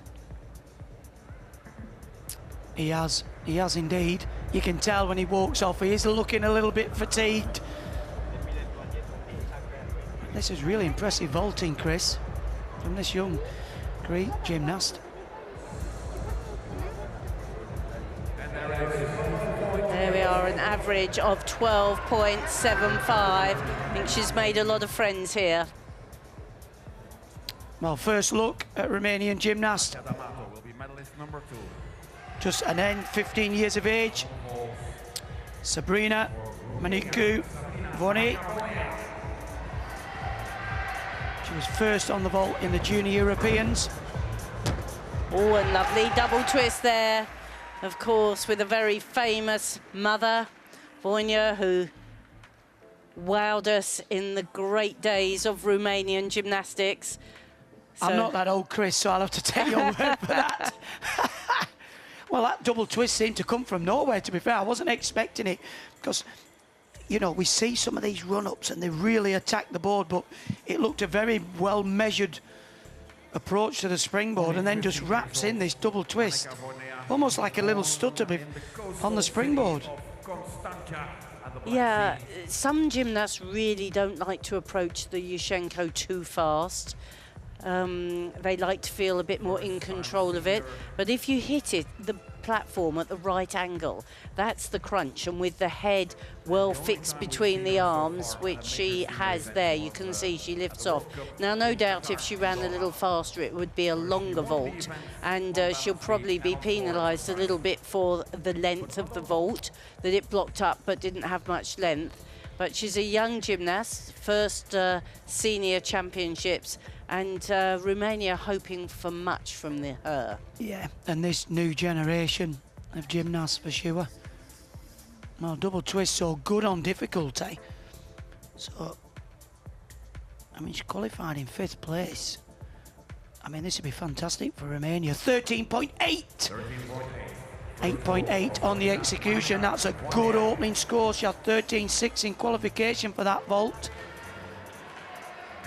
So second vault, Voina of Romania to challenge for a vault medal. Still a very measured approach, the half turn on the front. Again, good technique there. I'm sure that can be developed well.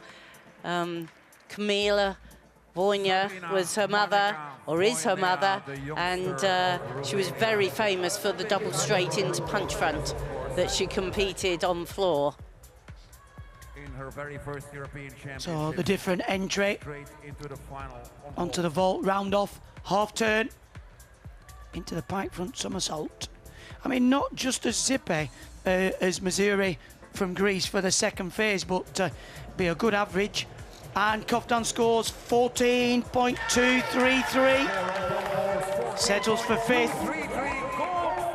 So confirmed, Rhys McClenaghan of Ireland becomes European champion for the second time, last back in 2018.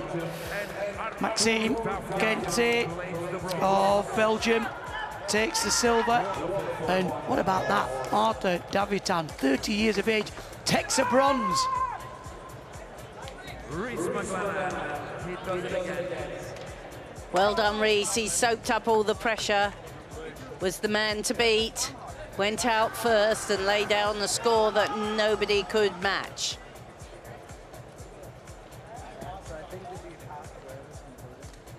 World champion, European champion, really developing in a fine gymnast. Well done, Rhys, and all his coaching team. Medal winners. Still wait for a score of votes.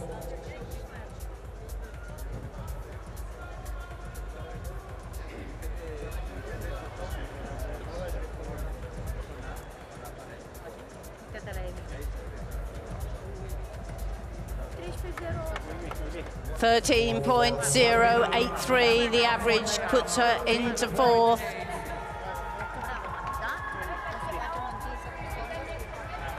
So Colleen de Villiers takes the gold medal, takes the title.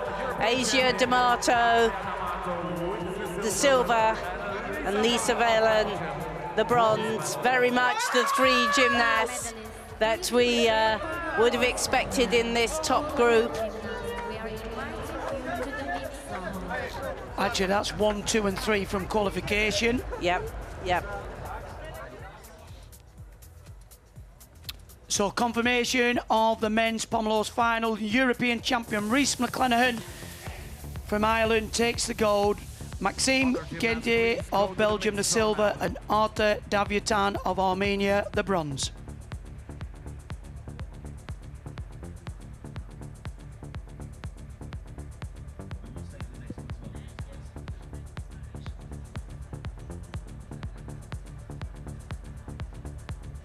And here's confirmation of the vault. Colleen de Villiers from France, their first medal of the championships on the women's side. Asia D'Amato, the silver, and Lisa Velen of Belgium, the bronze medal. So Ireland's Rhys McClenaghan is back on the top spot as far as European pommel medalists are concerned. And it was tough, actually. We knew it was going to be close, didn't we, Gianni? We talked about that to begin with. But, yeah, he just did enough by a 10th. Yeah, going up first. It's good because you get your routine done out of the way. But he had a long wait. Yeah. And we know he's performed better than this. He had a few little errors, but he's still done enough to get the score that he needed.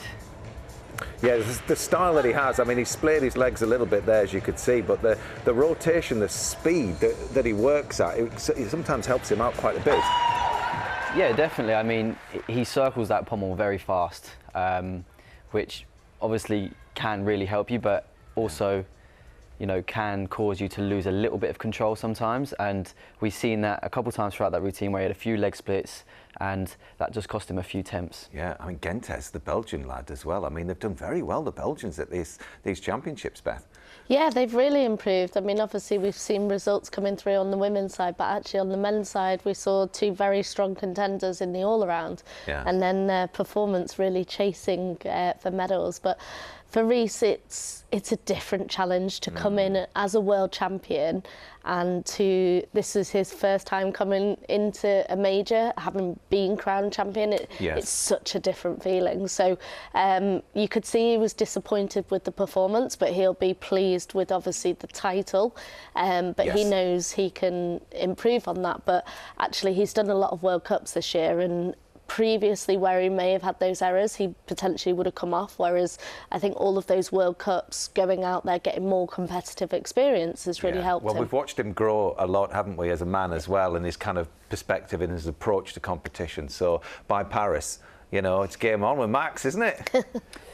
Yeah, I mean, Max is going to rest up. You know, he's going to be, I'm sure he's watching this at home. But yeah, I mean, there's no pressure. Max has achieved great things, and you know, you've just got to take that. He is a triple Olympic champion at the end of the day. So for him, it would just be going out there and there is no pressure. There's no pressure for Max at all. So he's done it. He's done it. He's completed it. He's got everything. He's got the lot, hasn't he, Max Whitlock?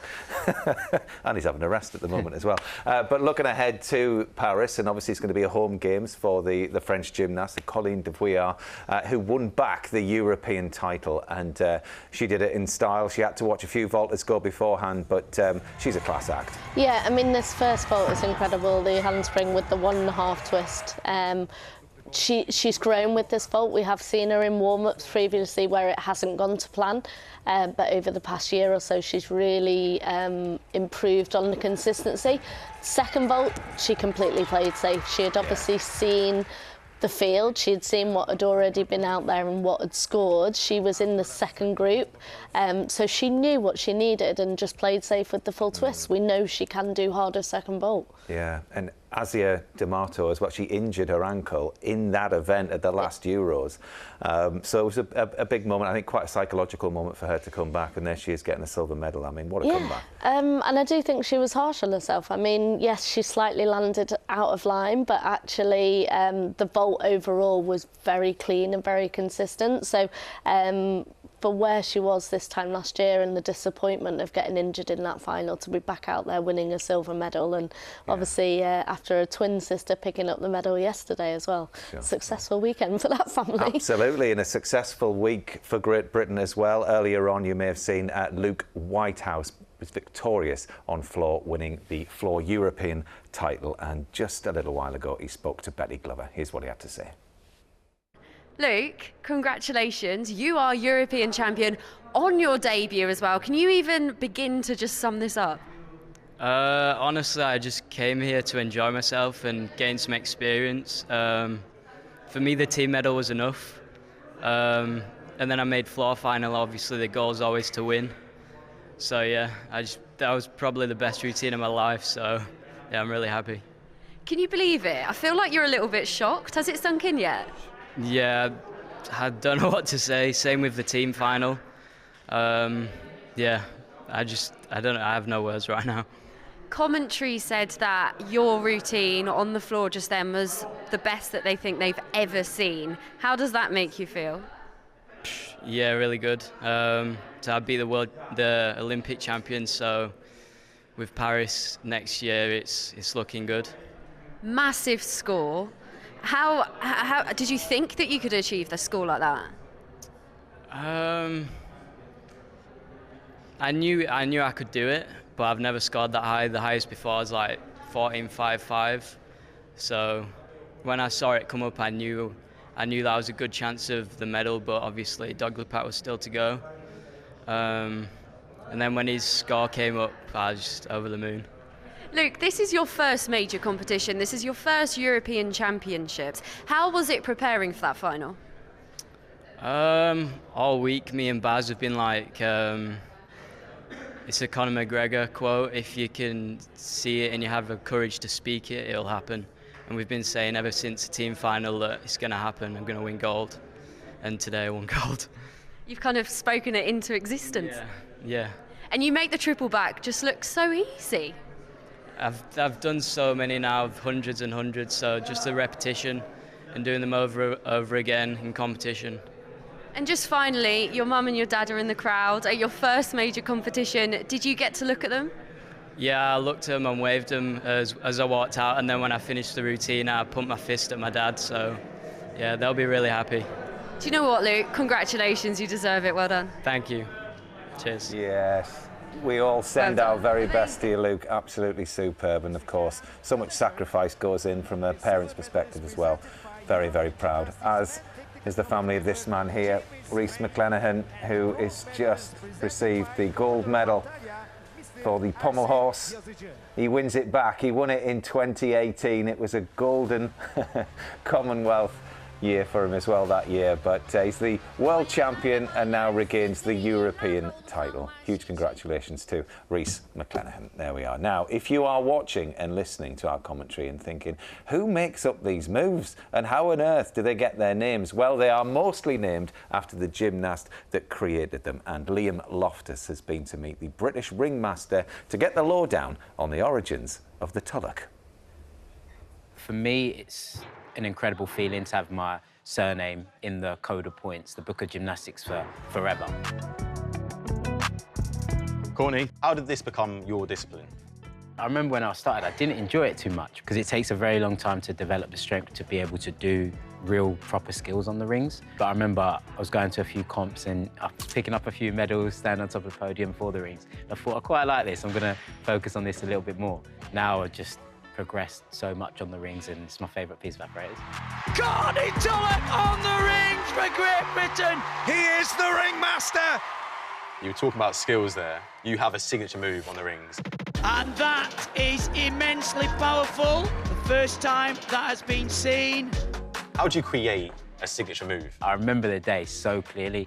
I think I was like 9, 8 years old. There would be this machine that would take away like 50% of your body weight. It's called 50-50. I'd play on that for ages, just have fun, trying new strength skills, just inventing stuff. And I did this one skill into another skill.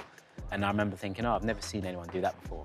And took a video of it on my W8 10R, Sony Ericsson or whatever it was. And I was like, oh, keep that. Showed my coach and he was like, yeah, that would be your skill if you'd competed that when you're older. When I turned into a senior and I'd had enough strength, I started to learn it properly without help and support. And for me, it's an incredible feeling to have my surname in the code of points, the book of gymnastics for forever. So cool, he's so cool. Do you know, Craig Heap in our commentary box, he designed the heap and he used to practice it on every single landing and he would perform it occasionally.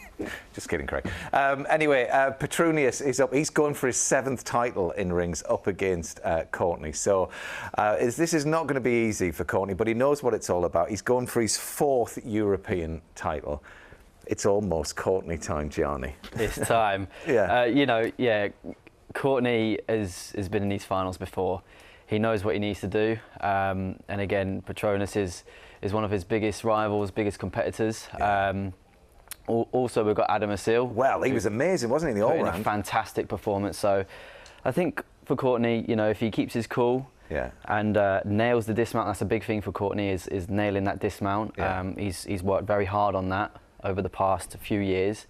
I think he'll get the score. Yeah. Do you think he'll be fresh after that all-round? Yeah, Adam Asil. Yeah. I think he'll be a little bit tired. I think he will. He's had a day to rest, but you know, rings, a bit of adrenaline, they pull it out. These rings workers, you know, they're on another level. So yeah, it'll be a good final for sure. Well, the rings final will be up very, very shortly, and the British team out in Turkey shows a real mixture of experience. At 31 years old, Becky Downey's international debut was before some of the gymnasts at the Europeans were even born. Becky is a 2-time European champion that's been in and out of the British team in recent years. I think it's fair to say that her gymnastics journey has been full of twists and turns.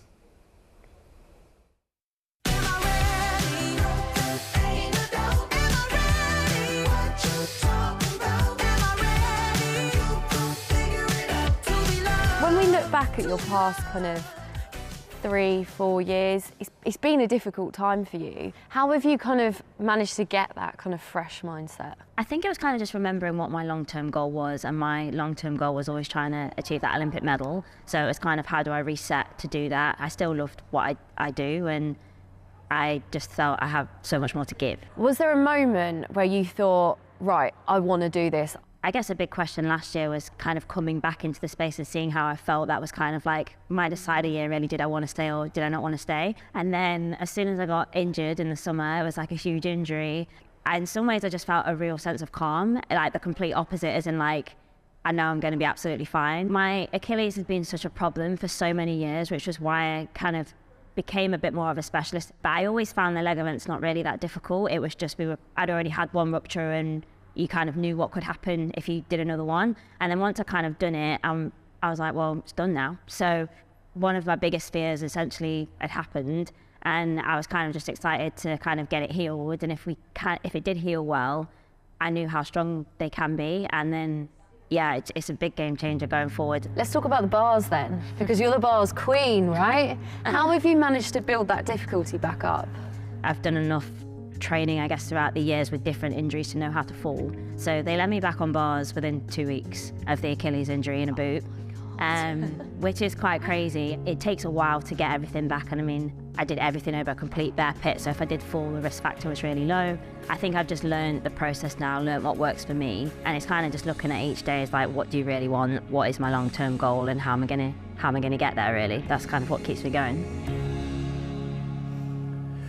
Beth, Becky was incredible in that team final. She had to wait, didn't she? She was the last gymnast to go on their final piece of apparatus. She was only there to do bars and, you know, to score over 14.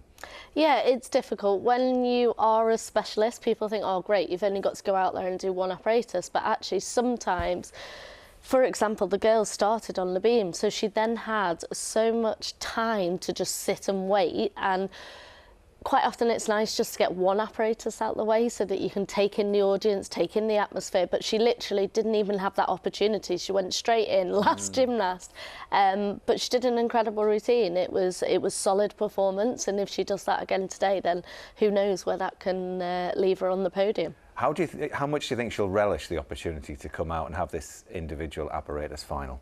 Massively. I mean, she's got a plan. She knows how to perform at these majors. She's been in many bar finals. She's won 2 European titles previously. Yes. And she's in a very different mindset now. It's when you are competing when you're slightly older, the way you compete, the way you train is very different to when you are 15, 16. Yeah, it's interesting. She's now 31, and you know, you dabbled with when you were going to retire, when you were going to come back, how much you were going to remain focused, how much it was going to be part of your life. It's an interesting period that she's in now, and being very much more, as we heard her talking there, more reflective on her gymnastics. Yeah, and she's got stuff outside of gymnastics as well. She's got bits that she's doing commercially. She does the leotards, so she kind of has that balance of being in the gym, going towards that Olympic goal, but she has got stuff outside of it, and she's obviously got a very supportive family, supportive network around her that are helping her come back from that injury and get back out there on the international scene. Yeah, well, Becky will be out any second now. We can see the gymnast coming out. Georgia Vuila is out, and Becky will be next, so let's just see how she's looking. Here she comes. Relishing the opportunity. Becky was the 4th highest qualifier, already has a team gold, as we were talking about there as well. Lisa Wallen, 8th highest qualifier. Now Alicia D'Amato, who's this gymnast here just stepping up. Now she was the highest qualifier. Just seen her sister get a silver on vault, and Elizabeth Seitz is the 3rd highest qualifier. So there's great pedigree in here. Actually, Seitz and Becky will know each other well. They've battled it out, haven't they, for many a year? Yeah, I mean, Seitz has been on the international scene for a long time. She's done 3 Olympic Games and she was European champion. So there's a lot of gymnasts in this final that have won medals. So yeah, I think it's going to be a really close final, and it will literally come down to the tenths. Yeah, well, we'll allow the gymnasts to warm up both on bars and on rings. And we'll hear from Rhys McClenaghan, who just a few moments ago was talking to Betty Glover. Rhys, you're European champion like you were back in 2018. Are you proud to have your title back? Yeah, I'm still here. That's a nice way to put it. Obviously, you started the competition. You were up first. You were also the favourite. How did you deal with that pressure? There's pressure every time I compete, and I think I put the same pressure on myself in every single routine I do, whether that be in training or at these major internationals. But I had an anxious weight there. I don't like anxious weight, so I know what I need to improve on. I need to glue those legs together and not make those mistakes again, and make sure I come out on top in even better fashion than I did today. I noticed after your routine that you didn't punch the air like you usually do. Did you know that you had more to give out there? Yeah, for sure. There was mistakes in that routine, but you know, the consistency's there. There's no major errors. There's no falls off the pommel. I didn't fall this whole entire year yet, maybe. Touch wood. But no, still happy with the consistency, and I'm happy that there's more work to be done. How did it feel coming into a major competition as world champion? Did that kind of create a different challenge? I guess it does, yeah. But again, I kind of put all of the pressure on my shoulders. I don't let outside pressure get to me. So even the routines I do in training, I put that pressure on myself. So it's quite identical when it comes to competitions like this. What do you say to yourself before you go out there and compete? I rely on the numbers I've done in training. It's just another routine. That's what my coach tells me just before the routine, and that's exactly what it is. Well, congratulations, well done. Thank you so much.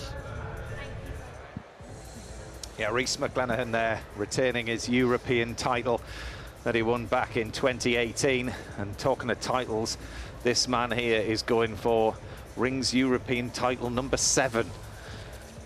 It's not going to be an easy task, but he's fresh.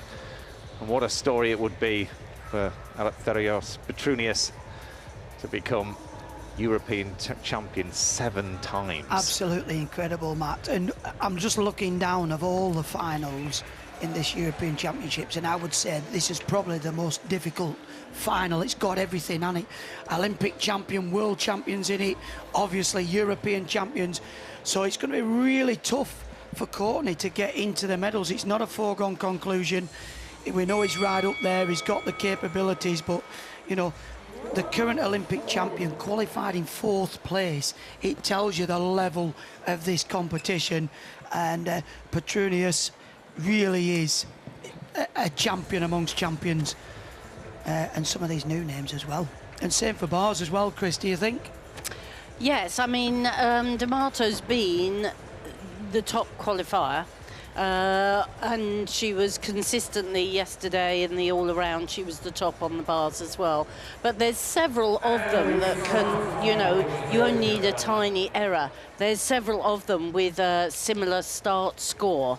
Actually, Becky Downey has the highest, or in qualification, she posted the highest difficulty score of 6.3. And that is a routine she can do, so we would hope to see it replicated. Well, I'm on for Bex to win a medal. I'm feeling confident today. I've got the vibes. I'm sending them down the airwaves. I was feeling great for her in that all-round and in the team final, I should say, and she did incredibly well. She had faith in your belief. There we go. So this is then the men's European rings final. First up, Nikita Simonov of Azerbaijan. Oh, very strong on this piece of apparatus, naturally. Gymnasts have to hit the held positions for the required 2 seconds. Swing to strength, that's good. The inverted crucifix. Gymnasts have to swing as well. The guy's got really good lift on the swinging. Swing to strength, back up rise into the Maltese. Crucifix. Oh, he's got a swing to handstand.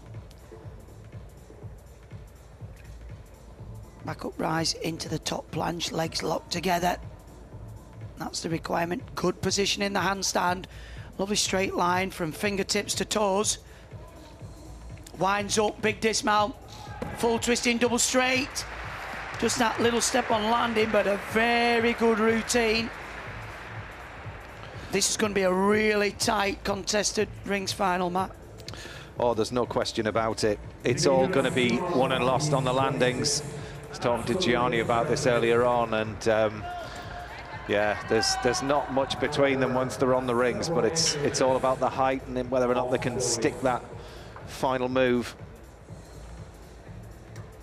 Well, in terms of difficulty level, the span is from 5.9 to 6.3, so 0.4 in terms of difficulty is what separates the lowest qualifier to the highest qualifier, and so really it is all just on tiny margins. Naomi Visser, first to go, 21 years old,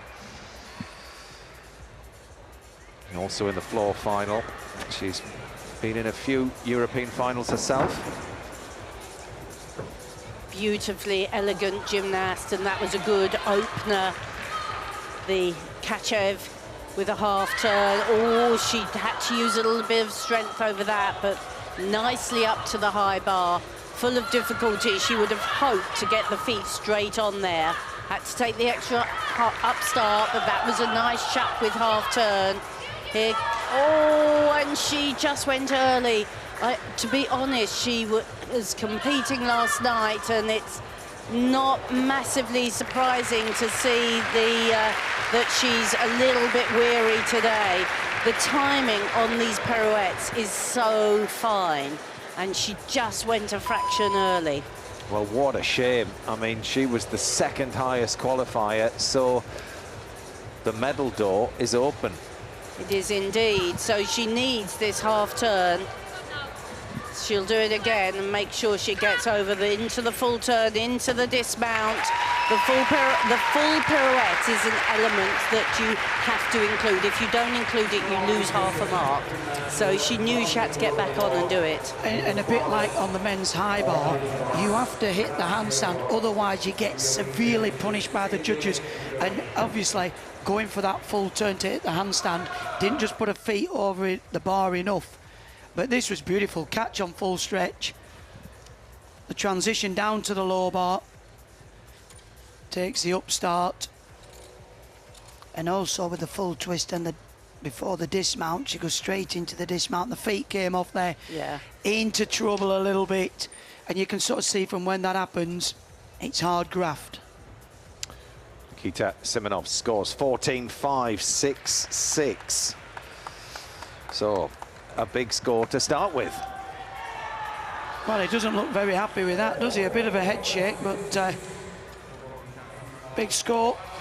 Well, Marco Lodadio of Italy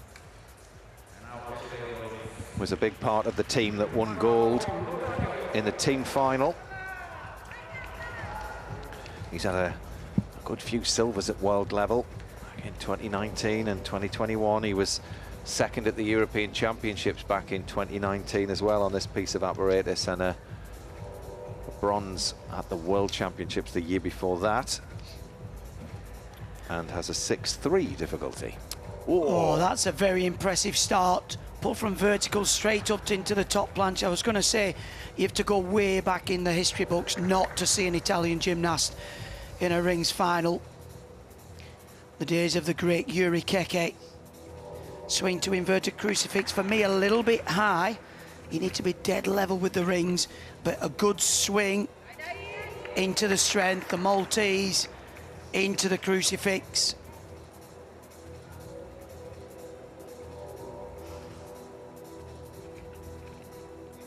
Lovely front somersault into crucifix there, known as the Homna.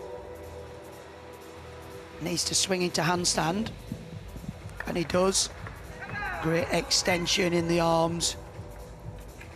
Double twisting, double back. Good, solid landing. Again, 14.633 in qualification. Another one. This is such a tight group. Well, he's nailed that landing, so that is key. I mean, this is going to be very, very close. Lean, isn't he? Very clean. Legs locked together on all these somersaults. The Italian team, I mean, they won quite convincingly the team competition, and they look full of talent. Well, what a shame for Naomi Visser. 11.8. Very uncharacteristic of her. Like I said, for these gymnasts who were in the all-around competition, it's quite a tough schedule. Zoya Sekai of Hungary next. She was in the all-round. She finished 17th. See how she's feeling.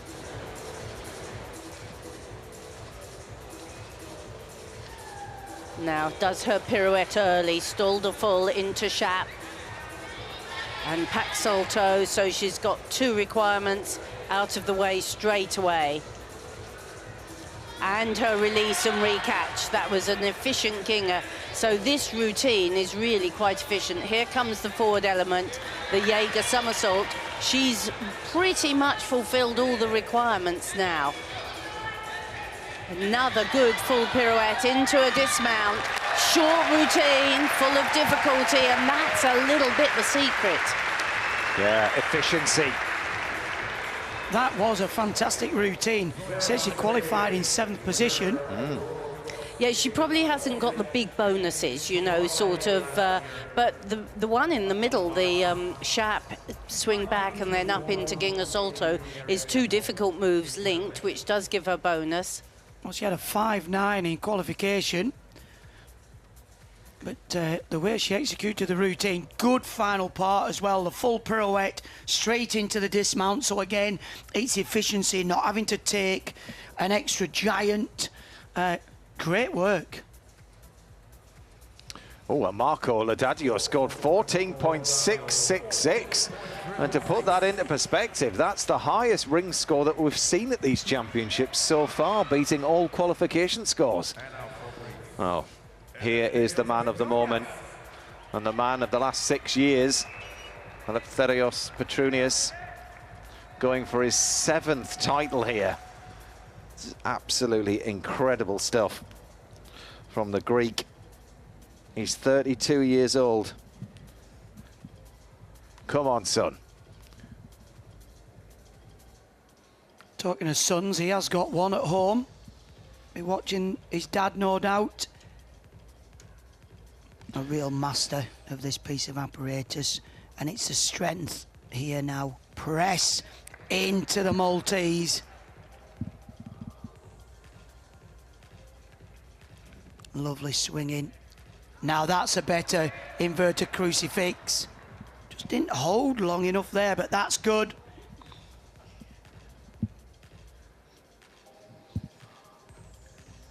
Up into the handstand.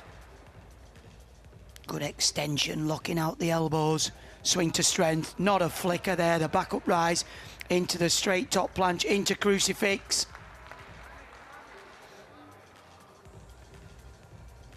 That's the most difficult routine. Front somersault, dead level with the rings there. The Humner.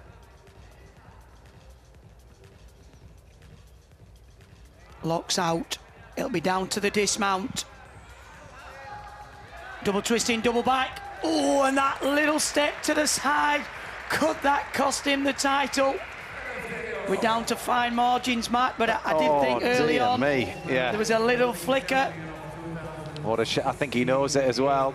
He knows whatever happens, it's going to be very, very close. Yeah, you know, when you've been 6 times champion, you must approach it thinking one day it's not going to work for me. Is this the day? But for me, it was very impressive. Look at that. Pure through the hands. Well, Zoya, 13.833. She goes into the lead. Good score.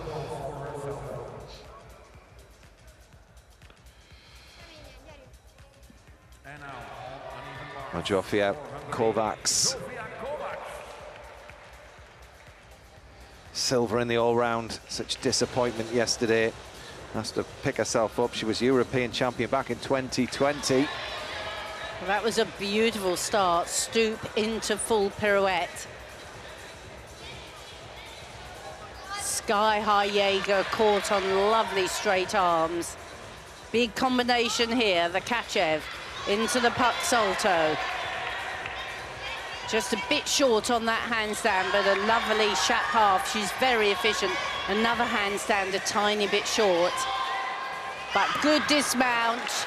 Big step on landing. Little errors, but a good routine. And actually, probably a slightly better routine than in the all-around where she clipped the low bar. Yeah, she did, but there are a few areas there. I mean, it's full of difficulty. Plenty of height there. Gymnasts, they want to catch on straight arms, otherwise they'll pick up a deduction. And for me, again, on some of the handstands, Chris, as you pointed out, not just locked into the handstand, but plenty of height there with the Shap half turn where she transferred from the low to the high bar, and the dismount just drifts a little bit long, which causes her to take a step forward. Petrunius goes into the lead with 14.733. Same as qualification, he's Mr. Consistent. Same as Courtney.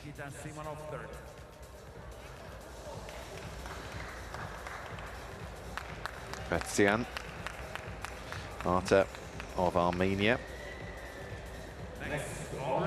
Now, Arta was fourth at the World Championships back in 2022. He's been outside the medals at the Euros as well. He's got a 5.9 difficulty. So, Arta Betian of Armenia.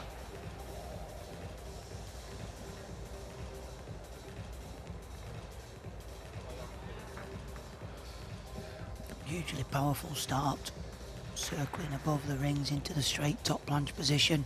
He'll do the same now into the Maltese. So precise.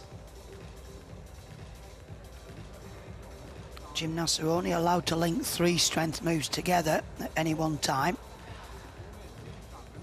One of the requirements, swing to handstand. He'll have to swing to strength as well. Lovely double pike, swings into the Maltese. A little bit high then in that position. That was good. Back up rise into the crucifix. Another swing to strength, the top planche. Ooh, a little bit soft in the back there. Not hugely deductible. 0.1. Again, down to the dismount. Full twisting double straight. Just that little step forward. If anything, I think what's going to cost him is the difficulty. Start value is a 5.9 and the big guy's a 6.3, so it's 4/10. It's hard to pick up on this piece of apparatus. I wish the cameraman would just get the angle of the landings though. Yes, unless one of those people with the big 6.3 start value makes a significant mistake, the gymnasts with the 5.9 difficulty are not going to be able to pick up 4/10 extra. But he's very clean. Well, Petrunius leads on 14.733. 13.933 for Kovacs, who goes into the lead there. 6.2 on her difficulty. Giorgia Villa of Italy next. She's the 6th highest qualifier. And a real star of the Italian team. Here we come. Kachev, Paxolto, immediate Shap. So everything's been linked so far. Full turning, Pack. Shap with the half turn. Hits a nice handstand there. Good turn into invert, full turn. Just leg separation on that swing. She's winding up for the dismount. Full twisting double back, that's great. We haven't seen Giorgia Villa much this competition, but she was their big junior star, tipped for greatness in the senior ranks. But that was good bar work. I must admit it, Chris, it's a lot better camera angle. This side, you can actually spot the turns, how close they are to the handstand, and those little bits of leg separations are quite difficult for the judges to spot because they sat at the side. 14.433. So he's upped his difficulty by 0.1. But you can see it's a big battle to climb. Absolutely. So warm up now for the next 4 gymnasts. Things looking good, Chris, for Becky. Well, as long as she can just keep steady and perform this routine. Bags of experience. If she can just hold it together, a medal is well within her grasp. No pun intended. Well, she's done these moves and elements for a lot of years. 14.066. Giorgia Villa goes into the lead. Well, only a 5.8 in difficulty, but her execution was right up there.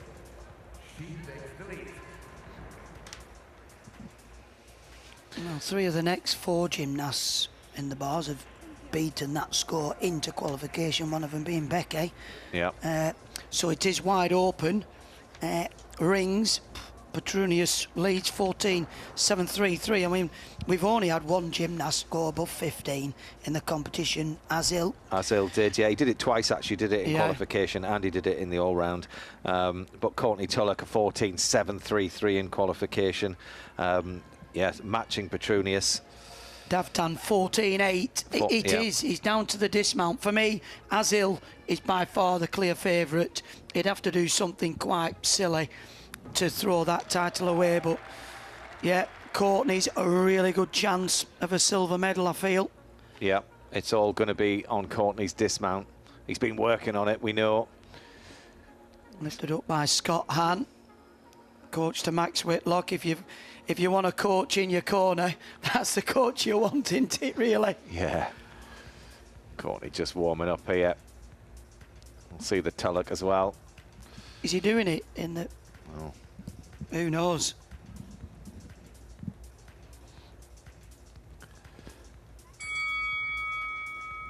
Warm-up is over. So time is up, and on we go with the latter stages of these two finals, the women's uneven bars and the men's rings. Courtney Tulloch will be last up on rings, and Becky Downey will be first in this section. The gymnasts on bars are allowed 50 seconds a person, so sometimes their warm-up runs a little bit longer. However, that's 50 seconds a person from the moment they first spray the bar. Well, looks like a shepherd's crook, that, Matt. I think borrowed yours. Yeah. Very useful. Yeah. Even in the gym. Ovagen, Dabtian.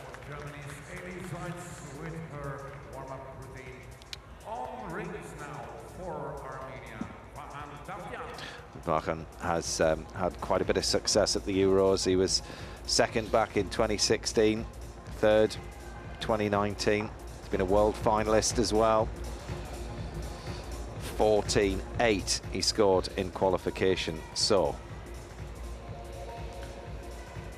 looking to go ahead of Petrunius, who leads on 14-7-3-3.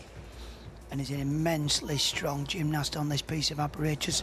And he doesn't look like your traditional strong ring worker. He's got long levers. But he does perform extremely well. Crucifix pressing into the Maltese.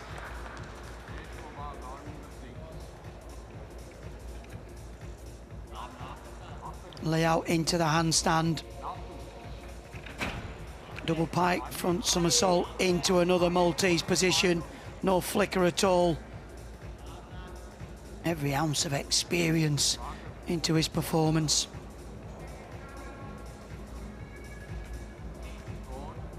Another swing to strength, one of the requirements, back up rise into the straight top planche. A little bit soft in the back there, a little bit of a waver. Full twisting double straight. Just that little adjustment, well, that should go into the medals. Big routine from the 34-year-old.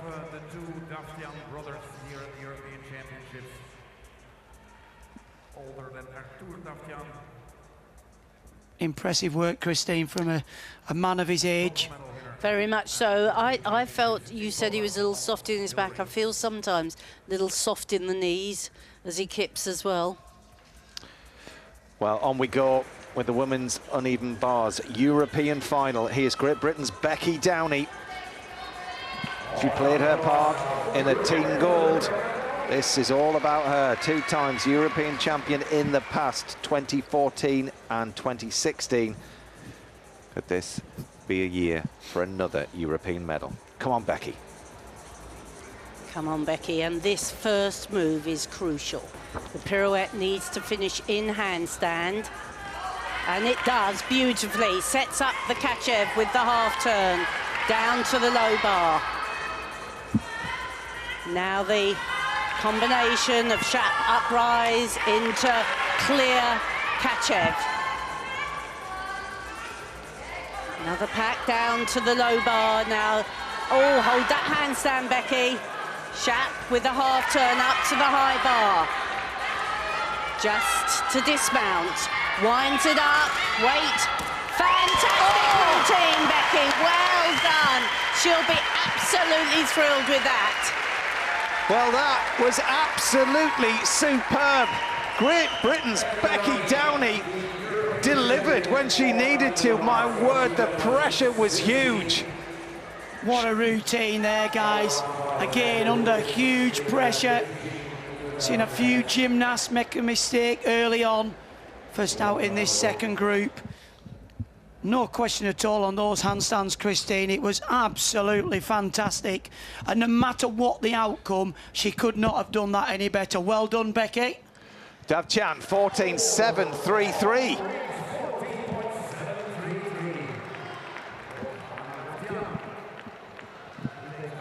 No, that was absolutely super from Becky. Once she hit that first pirouette into the handstand, which is, you need such precision for.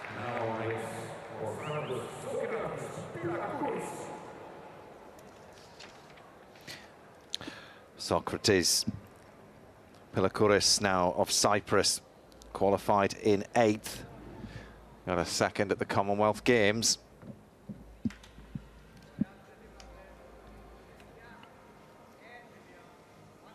Nice, solid first position. Maltese using all his strength to press into the top planche. Swing into the inverted crucifix. You see the top of his shoulders level with the top of the rings, and they must be flat. Come on, keep pressing. That's good, strong work. These gymnasts are hugely powerful, hugely strong.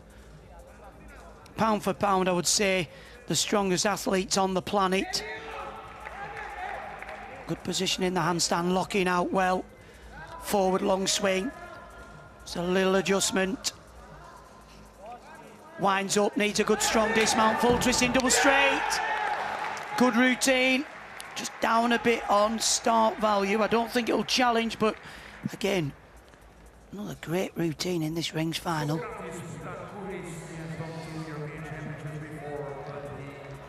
Like you say, Craig, they're so powerful, so strong, these gymnasts. Just a bit piked in that dismount. Just a little shade off the straight shape. Little high on one of the inverts, but we'll hold our breath now. Well, the score to beat is 14.066 as it stands from Giorgia Villa of Italy.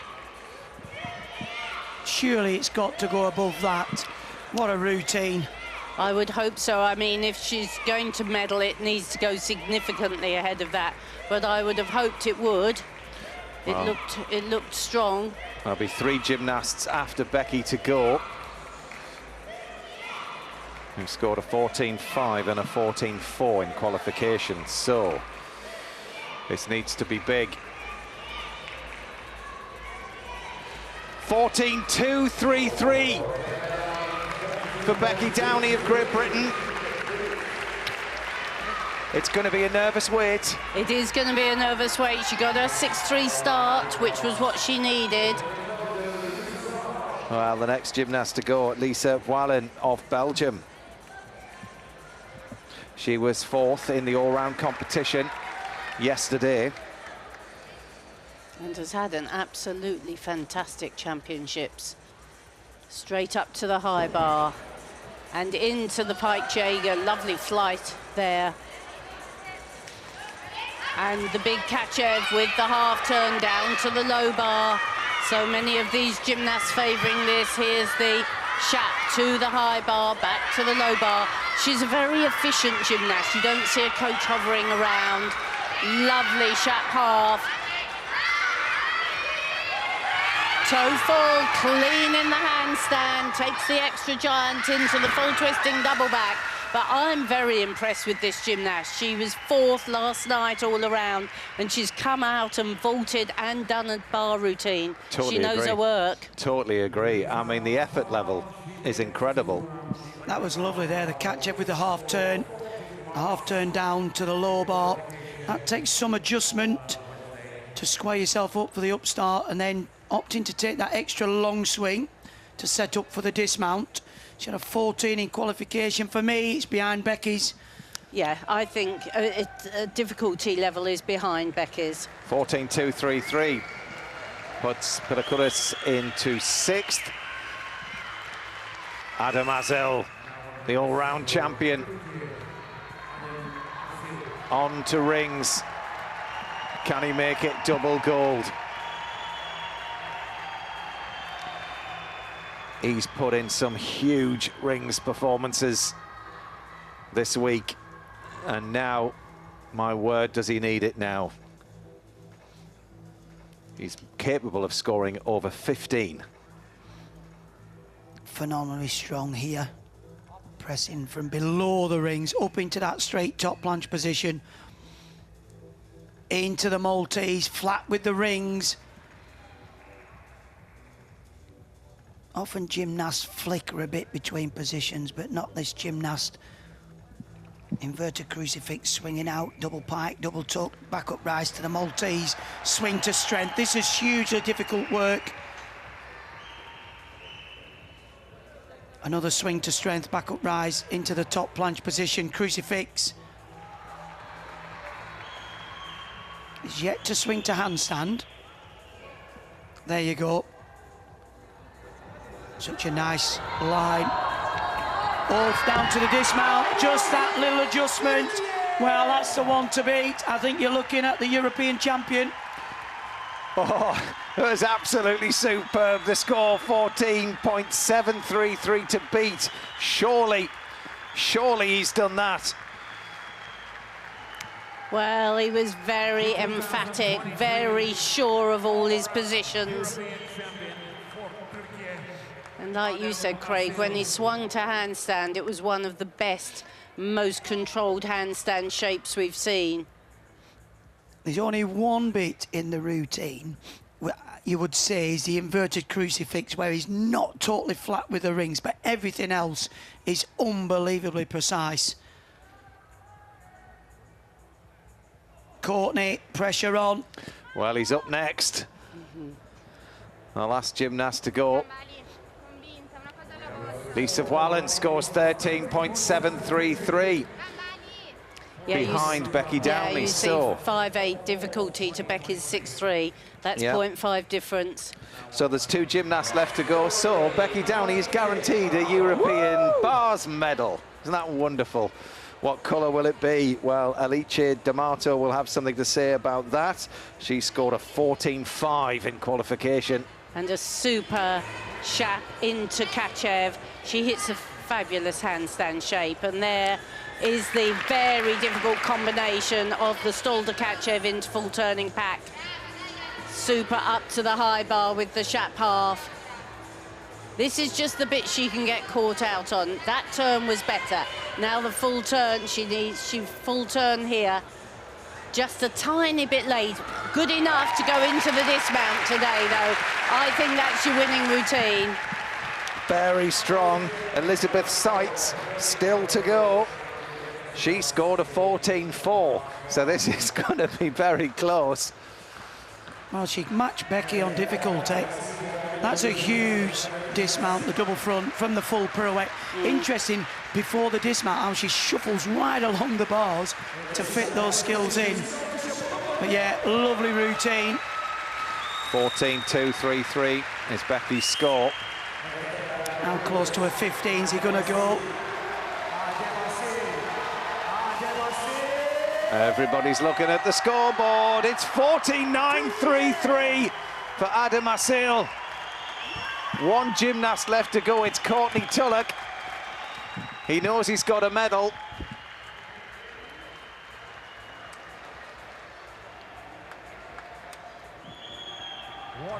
Petrunius hangs on in 3rd.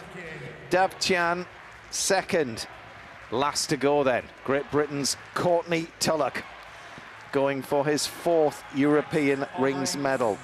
He can challenge.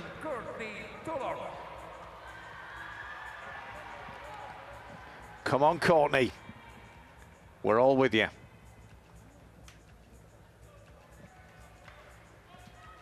Needs every ounce of composure and strength Lovely start. Circle into the straight. Planche position and again into the Maltese. Kip into the Maltese position again. It is so difficult to split these gymnasts.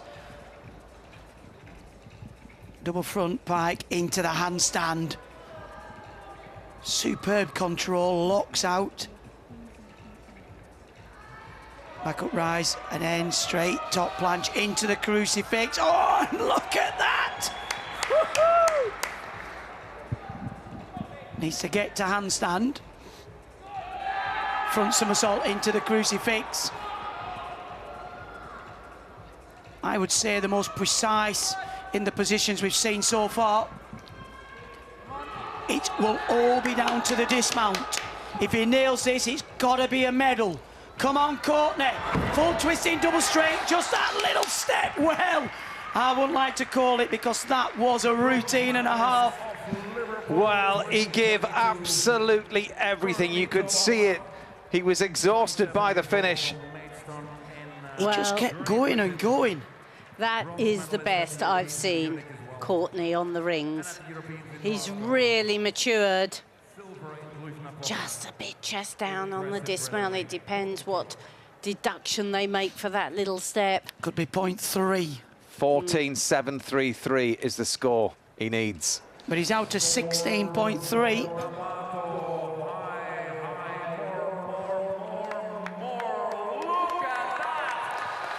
It's a 14.466 for Alice D'Amato. She goes into the lead. Becky Downey in second. And the last gymnast in this women's bars final, Elizabeth Seitz. She scored a 14.4 in qualification. Another hugely experienced gymnast. Really lifts and floats that uprise into Stolderkachev. Great lift on the Jaeger somersault, the front somersault. That's the third big release, the piked Kachev into pack. Shut half. Super pirouette into the dismount. Great work. She was a shade off on a couple of handstands, but that's going to be a very, very tight score. Both myself and Craig's heads flicked to you there to say, well... Well, Christine, you've been called the Oracle of Gymnastics by somebody out there, so what is the Oracle saying for Becky's medal? Bronze or silver? I think actually... I'm going silver. I think actually silver. I think there were just a couple of areas there. Big hop on the dismount, couple of handstands, but she's got huge energy on bars. She has. Well, a long wait for both our gymnasts. Courtney Tulloch, 14.466. It's not good enough for a medal. What a shame, but he gave the lot. But there is the European rings champion. It's gold here to go with gold in the all-round in front of the home crowd, my word. Petrunius just couldn't do enough to win that 7th title. But this championships is all about this man. It's a golden week for Adam Azil. And what an accolade to take gold on rings and gold in the all-round. You'd never put those two together. No, you wouldn't. I know one thing for certain, he won't be winning gold on pommels. His shoulders are too big. But it's interesting that somebody who's so good on rings and so powerful makes a good all-round gymnast. Absolutely. Absolutely. Well, all eyes are on the scoreboard now for Elizabeth Seitz. Is it enough for silver or bronze? Is it enough for a medal? We think it is. It's 14.2. It's 3rd for Elizabeth Seitz. So that means that Great Britain's Becky Downey gets a silver medal. And there's your champion,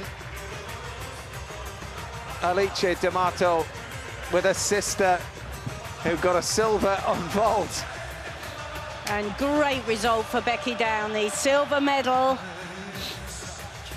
That was a fabulous performance under that pressure, and will do her loads of confidence, motivation to get back in the gym and get stuck in. I mean, that was just brilliant. Well done, Becky, and all the coaches. You've really put the graft in and been rewarded for your efforts. Commiserations to Courtney, just outside there. But well done, that man, Adam Azil. A golden routine on rings. And Alice D'Amato, the champion on bars with Great Britain's Becky Downey, a silver, 31 years old, back in the team, did a bit to get a gold with a team, but my word, that was all about her. And she'll relish that silver after everything that she's been through. Adam Azil takes the gold on rings with Van Dabjan second and Petunias third. Great Britain's Courtney Tulloch finishes in sixth. Just to let you know that the Women's Six Nations Wales v England will follow the conclusion of the gymnastics here, but Alice D'Amato takes gold for Italy. Rebecca Downey, silver for Great Britain. But that's all from us here. We'll see you tomorrow from 11 o'clock on BBC Two. Hope you can join us then.